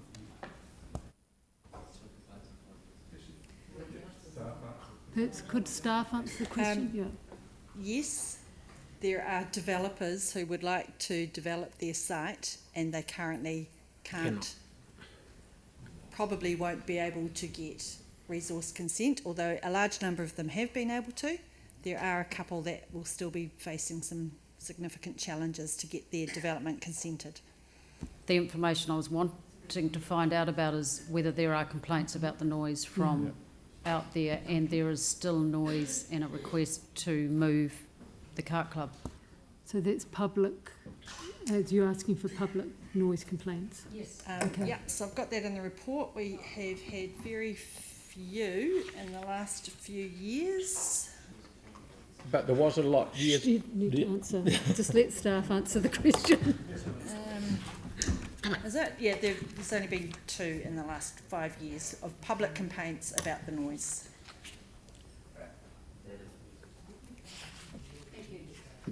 Okay, we have Sarah.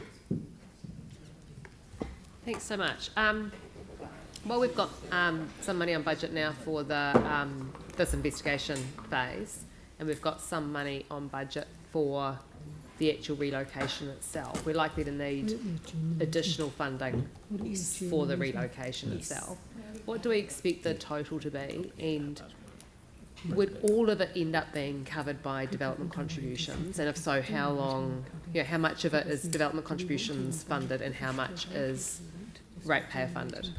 So the extra amount that's required is in the confidential attachment. Okay, so you can't do that. We had a proportion then cost estimate done, but that's commercially sensitive, and we can then add that to whatever the amount turns out to be. We can add that to the DC policy, and currently we're charging that at 100% towards DCs. So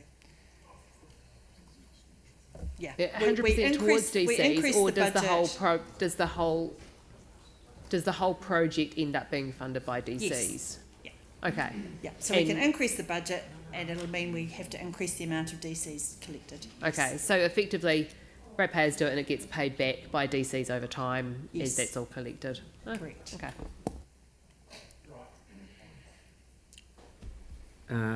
Should we have the last 2 questions? Or two more questions, and then what's going to happen is we're going to go and have lunch, so some people can go and read the report a bit better than they may have, and including me to a certain extent, and then we'll reflect on where we're at and see what we're up to, and probably come back here at about 2:15.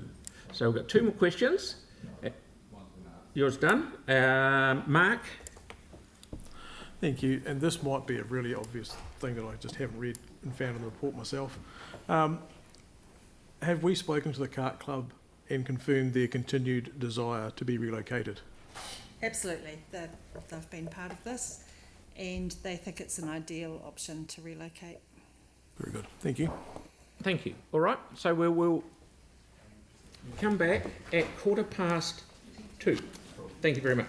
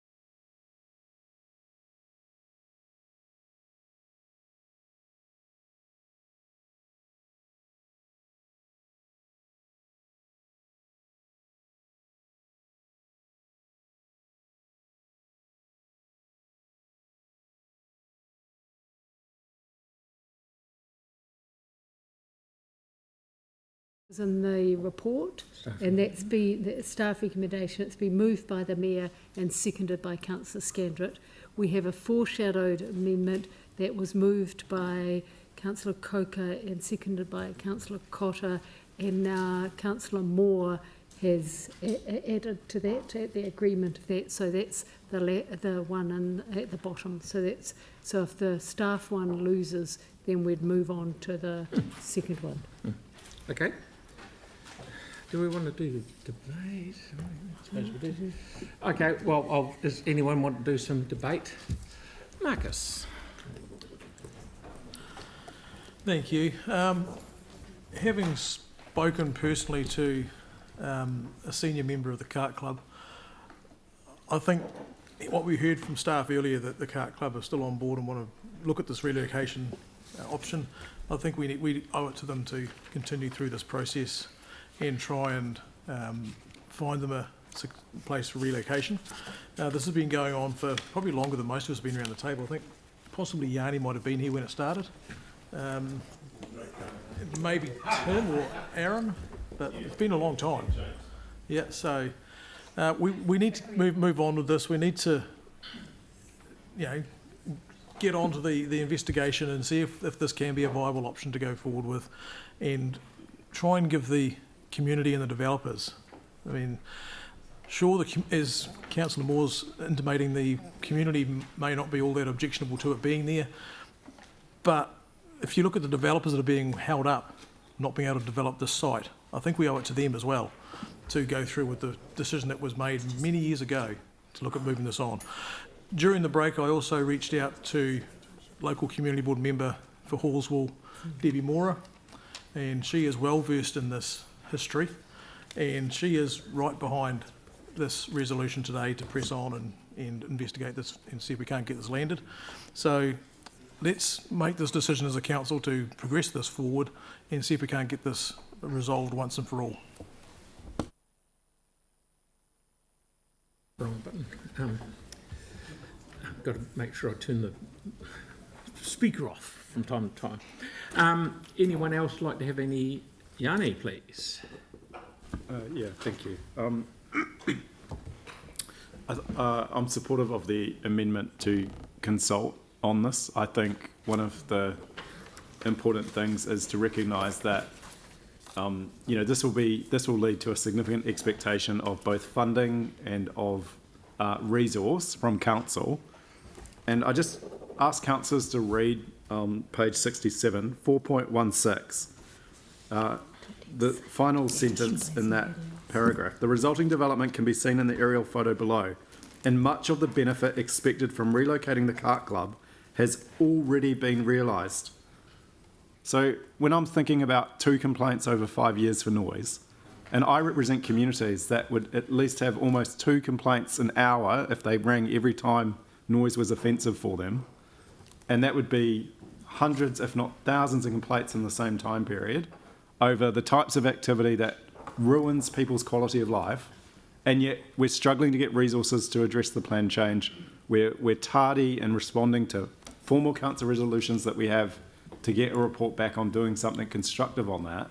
I can't justify going ahead with this until we've had some consultation over what it means in terms of the priorities of our work program, of our budget, and whether there's an actual need to do it. But from the information that we have, it seems like we're trying to solve a problem that doesn't actually exist at the moment.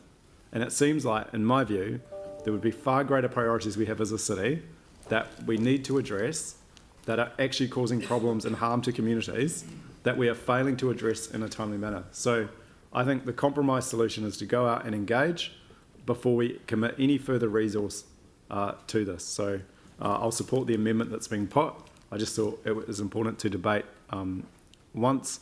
And I should say the other concern that I've got is, and I know we can't talk about the specifics, but in terms of the potential sites, but this has been something that we have spent considerable amount of time on, and I'm not convinced, even with the new site that's been identified, that this would get off the ground. And so I think there's a real risk that there'd be a lot of time and energy and resource wasted, and we'd be still no better off. I'd rather focus on engaging our community first and then working out what we do. Okay, Tim, please. Yeah, thank you. It's kind of surprising, really. We sit on a council that keeps talking about let's not make a decision because we've got the new council coming in 14 months or whatever it is, and yet this organisation holds the lease for the next 26 years. It's that's 8 elections kind of thing. So it's a great area. It's very close. Literally, West Lake Reserve is across the road, Wigram Road. There are some really good amenities to develop this site for residential. There are so many positives here.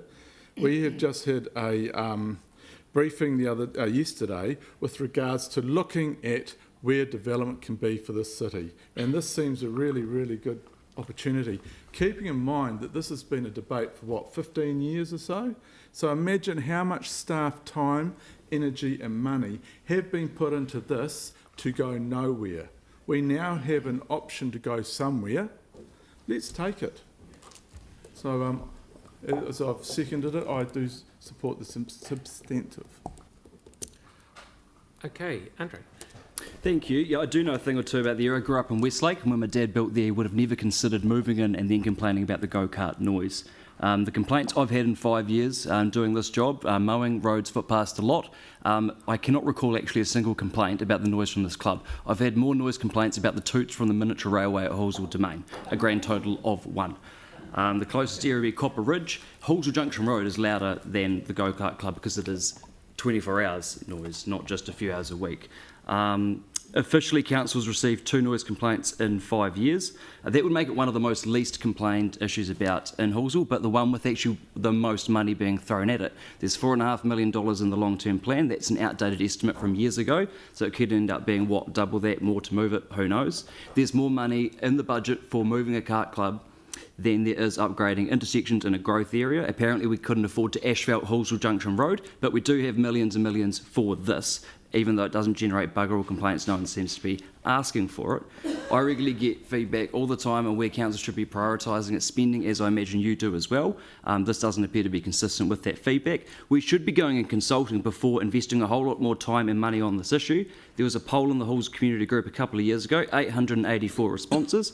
76% said let it stay. 10% suggested that the complainants should move. 9% suggested starting a give a little to buy the complainants a go-kart. 0% out of 884 votes said it should move.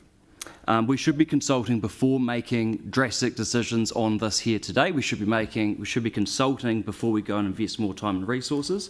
And you can't always get a crystal ball out on these things, but I suspect that if we charged ahead today and put all of these resources, time and money into moving the track, we will get absolutely torn a new one by the locals asking us why we're prioritising money on this when we cannot afford to asphalt Halswell Junction Road, and we've got near double-digit rate rises, not just last year, potentially this year as well. On the flip side, entirely ruling out future use of this site without consultation, to me, would be up for criticism as well. That would be the responsible thing to do, consulting the community, which hasn't appeared to be done over these many years this issue has dragged on. Never appears to be any form of wider consultation. So there are there are some who want the kart club moved, and I totally appreciate their reasoning, especially the kart club who do need certainty over their future, and I respect this as well.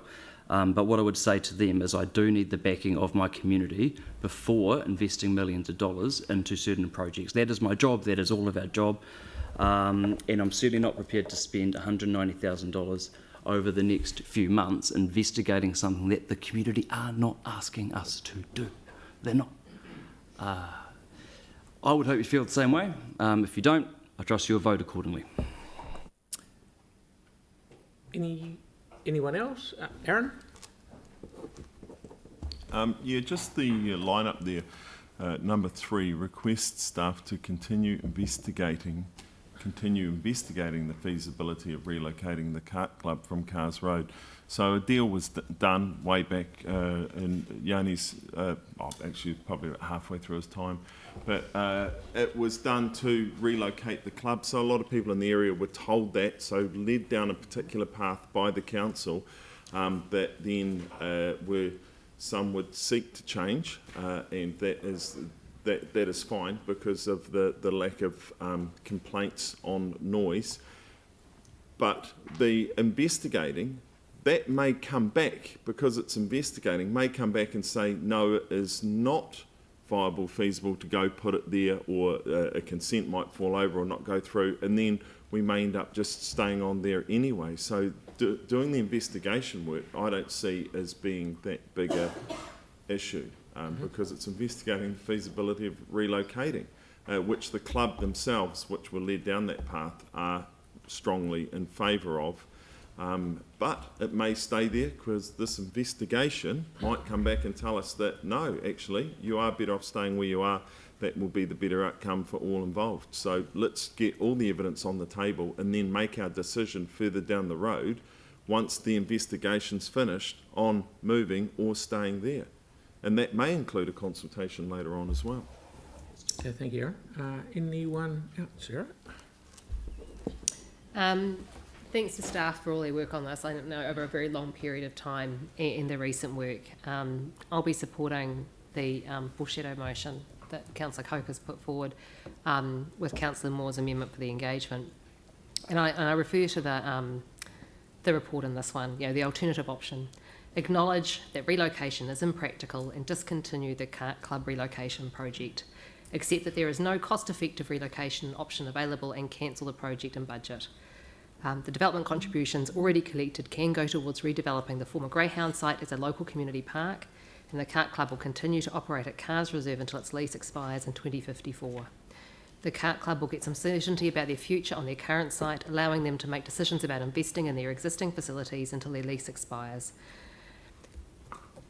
Councillor Moore's right on this one. It's about prioritising our limited resources at the moment, and even if a relocation option was there and was found to be something that was possible, it's about the cost effectiveness of it. And Councillor Moore's right, we need to engage, we need to make sure that our priorities are right, and this is a huge amount of money that could be spent on something when we're running short in other areas as well. Thanks.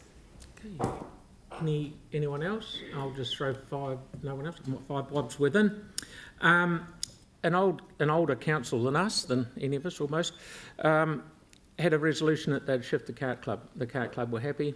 A lot of people went along and bought land. We rezoned land beside it for residential, and then whoever the developer was had to mitigate for all the sound by building sound buns on their land.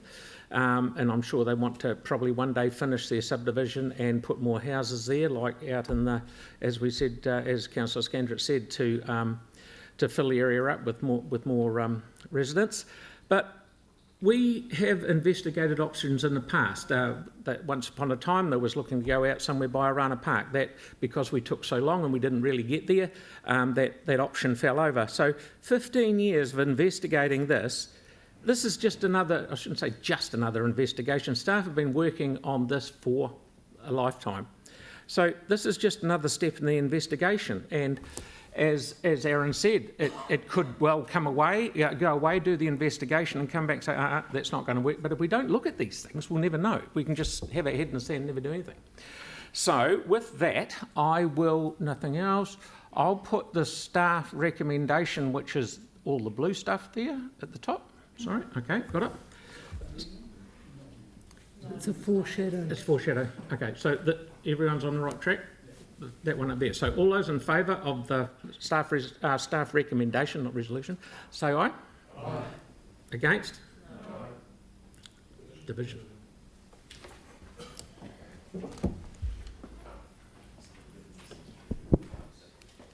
So for the staff recommendations, Councillor Templeton? Councillor McLennan? No. Councillor McDonald? Yes. Councillor Johansson? No. Councillor Fields? No. Councillor Moore? No. Councillor Donovan? No. Councillor Coker? No. Councillor Peters? Yes. The Mayor? Yep.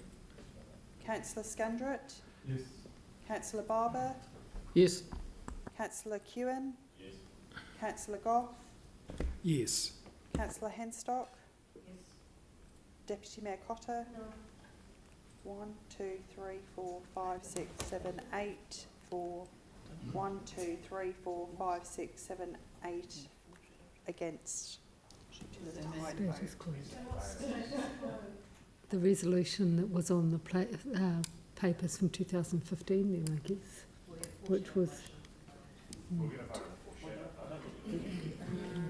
It's on here, it's on... No, you can't vote foreshadow. Only do the foreshadow if it's lost.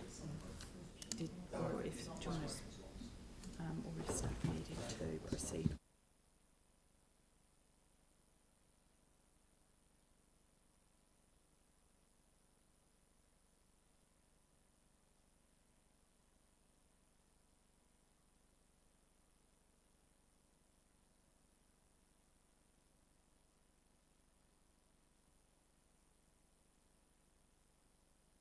So we've got a tie, which means that actually the status quo continues. The status quo, from what we understand, is a resolution that says investigating alternative sites. Hold on, is that correct though? But we just need to check what the resolution is and also whether staff can move ahead or their original resolutions were tied because they're not in the report, so we'll go back and check. But isn't the status quo only maintains if no resolution is passed?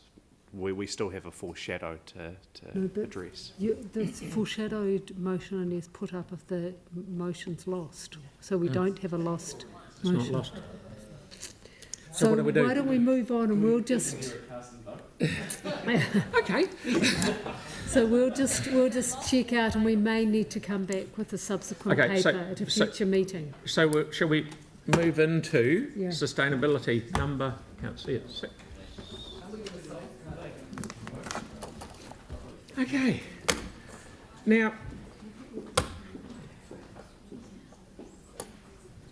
this. I hate to think what's going to happen now. I really do. We'll listen to the staff advice, but we've got to also remember that staff have put one hell of a lot of time and effort into this, having roughly over $1 million worth of applications for 400 grand's worth of money. You've done extremely well, and I believe, my view is, that we should leave it to the staff recommendation, not that I'm predetermining anything, because you know what you're doing. That's what, to pull it back here when one of us might say, oh, we'll take $5 off this person, we'll give $3 to this one, and we relitigate it, or it's going to drive me insane. But anyway, let's fire away and see what happens. Tim's happy to move it? Yeah, so we'll carry. I might have summed up what you just about were going to say anyway. A little bit, yeah. I'll second it, yeah. Do you want us to go ahead? Yeah, fire away, sorry. Okay, yeah. so just do a couple of introductions. I know you all know Josh. This is Catherine Manning, who's been leading the technical assessment of the work. You're correct, your key point is the one I was going to lead with. We've got $416,000 and we had 58 applicants seeking 1.8 million. So it has been a difficult process to allocate this fund. As you know, the fund is to support climate action. We've had 15 different teams across council involved, and some of the assessors are here, so if you did have detailed questions, we're hoping we can answer them, but there may be some areas where we're not, and we don't have quite the right people in the room. So we're just going to give you a very short overview of the process, and then we'll move into taking the report as read. Tēnā koutou, ko Catherine Tokuingawa. So this is an annual fund, and the technical assessments were made on each application by subject matter experts from across council, and this was done within 3 weeks of the fund closing. Then the subject matter experts presented their assessments to an evaluation panel of cross-council staff for moderation and funding recommendations. So of the 58 applications, 33 were recommended for funding, and all the details are presented in our report, which we will take as read, and we'll welcome any questions. Okay, we'll start off. Pauline was first and then Yanni. Yeah, I did put one through and I got a response about the Richmond Residents and Business Association trial dog poo Bakashi. I'm just wondering, and the total cost of that, excuse me, is $72,889, and you've recommended $3,345. I've got two questions. So, first of all, how much of that project is that money going to help? And secondly, where is the real benefit in that project when people, I assume that shall we call it the product? I assume it's already in a plastic bag, and normally we would collect that anyway in the red bins. So council already has a process for that, and nor do I see it as an end product that can go on a food growing garden. So I'm wondering what the benefit is and how much that 3,000 is going to enable that project to go. So the project, the 72,000 is towards the larger project that the organisation are doing and have been asked to do by the community board in that park. Right. The 3,000 is specifically just for that. Just for that. Just for that. Okay, and so that's all they requested, and that was the so that recommendation. you've offered 100%. Yeah, and the benefit? It's within the what the community board are wanting to do. One of the outcomes from their plan was the regeneration of Petrie Park, and the community board have asked this organisation to complete that work, and they felt that putting this dog poo bin in was something to help achieve that. Okay, you're good? No. I just don't see the benefit to the city really on that. Is it sort of a project that could be rolled out across the city in a huge way, or where could it? And I know you said it's only 3,000, but it's still quite a bit of money. It was positioned as a trial. We don't have the assessor here, unfortunately, to give the detail around it, but from my recollection, the conversation was around the reduction of flow-on effects into rivers and waterways over time, if that did become a functioning way to deal with dog poo. Oh, okay, so they're cleaning up the park when people don't pick it up? No, I believe they're wanting people to use it when they go there. Yeah. But I think it's essentially a trial to see if that's a good way to manage a composting approach too. Okay. No, look, that's helpful. That makes more sense. Thank you. Yep. Good. Okay, Yanni, please. Just the recycle the device, and I was quite keen to ask our waste team what was happening in that space. Obviously we didn't have time for questions, but it's great to see them getting funding. I guess the question for me is why not give them more? It seems like a really important thing. I think it's something that we've flagged through our waste recovery strategies. So I was quite interested just to kind of understand a little bit about the quantum and whether there was value in giving them more. It's a recycled device, so it's Digital Future Aotearoa. I'll just make a broad comment, which was that very few applicants got their full request for funding, and that was simply because we did not have the funds available. So what we tried to do was spread the funds across as many of the recommended applicants as possible, which largely meant that everybody missed out on a little bit. Yeah, it's just that some groups that are arguably how can I put this? Some groups that do a lot of similar work are getting funded to a much higher extent. This is the only group that's dealing with e-waste in terms of the applicants. There might be other groups in the community, but yeah, it does seem to me like, are we able to get an understanding around what we're doing in that e-waste space? So that project also received 20,000 from the Waste Minimisation Grant for laptop repair workshops. So with the assessors, they went through each of the projects, and because we knew that how overly subscribed the fund was, they looked to see what level of funding we could do that would still allow them to let the project continue. Yeah. Sorry, is there a way, just obviously waste minimisation funding, but is there a way that we could partner with that group to do more, like we've done with some of the other groups? It may be something we can follow up with the assessor, okay. Who isn't unfortunately here today, to see if All there right. is a way to kind of maximise that. Or Yeah, thank you. Okay, any more questions? Anybody? Right, we'll fire into debate. Thank you for your time. Any debate? Thank you. Very good. Okay, so right, what we've got the. Yeah, I see. Yeah, I see. Yeah, I see. Yeah, we're right up with Sam. Yep. Okay. Yeah, right. So I'll put that motion. All those in favour? Aye. Against? Thank you. Carried. Thank you very much. Right, shall we do the measurement? Yes. Okay. Good idea. We've been waiting all day. Yeah, but you have. There's only, you've read it all, and I'm not going to keep you here all day. There is one little bit that is a typo in there, down on 4.7, which says that the One New Zealand Stadium at Takaha is 603 million, is actually 683, just in case you didn't know. And the other little thing I was just going to touch on, and it's a little bit there about where the places I've been, but going out to do the sod turning at the new engine centre out at the airport, which is a joint venture between Pratt & Whitney, Air New Zealand, and a little bit from CIAL, who are putting the land in. It is absolutely fantastic, and I must say it's 200 high-paying jobs. If anyone's ever been out there and been through this building, it's outstanding. We've got to take our hat off to previous councils, and Gary Moore in particular, who gave money to the original building that got off the ground. Now, if that hadn't happened way back then, we wouldn't be in the situation now where Pratt & Whitney are coming and spending the thick end of 150 million to 200 million, and in New Zealand, 200 million for 200 high-paying jobs, and the only level Tier 1 engine doer-upping department in the Southern Hemisphere. So we're very lucky. It's so it's I was very lucky to be out there. There's a lot of people here, so it was great.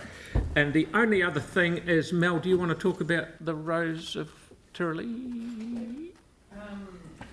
Just that the Irish Society, which is in Spraydon, but Keely O'Grady from Christchurch won the Rose of Tralee title, which is an international title based in Ireland. She's the second person in New Zealand to ever win it, and she is. You can look up on their Facebook page. She's fantastic. So she's off overseas representing, well, this in doing various things. So it's quite good because it's quite a big achievement, and I remember being at the event where she was sort of selected for Christchurch. So is that the Colleen of the Year? I don't know what that means, but anyway, so yeah, I just wanted to make sure it was put ahead. I just had a question about your upcoming diary, and that was, will you be wearing a really colourful Christmas sweater at the Christmas parade on Sunday? As luck would have it, I have one in stock. We all look forward to seeing it. The same one as last year that hasn't been worn since, I must say. But I was reading in the paper this morning that this year, and take my hat off to Jason who runs it and all the other team out there, but this year everyone that's on a float has to wear a seatbelt. They've had to fit seat belts to every float. So there we go.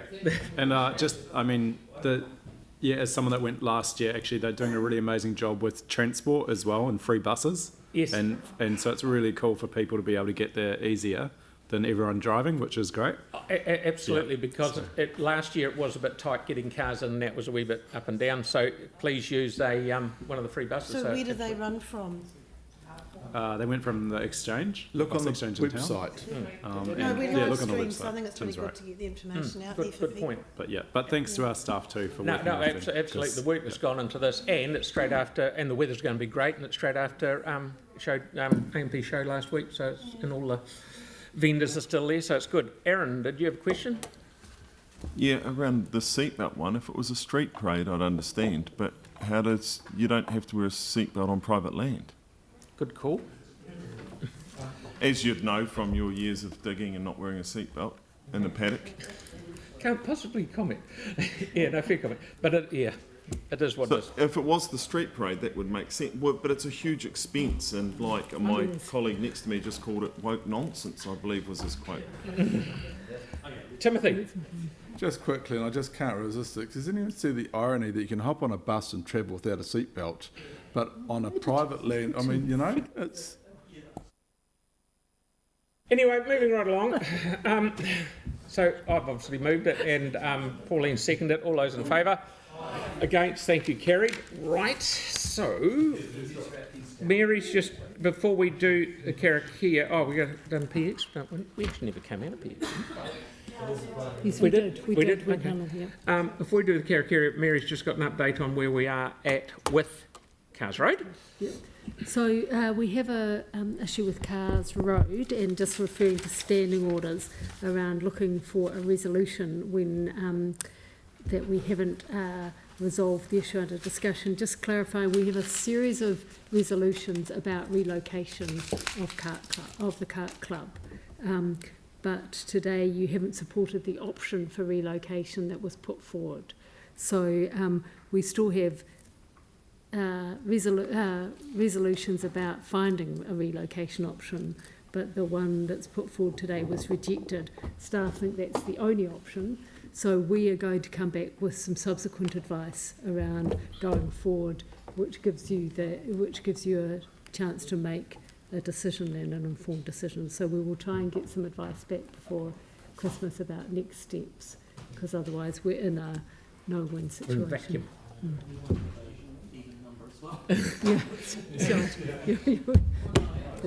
Okay, so care everyone. Yeah.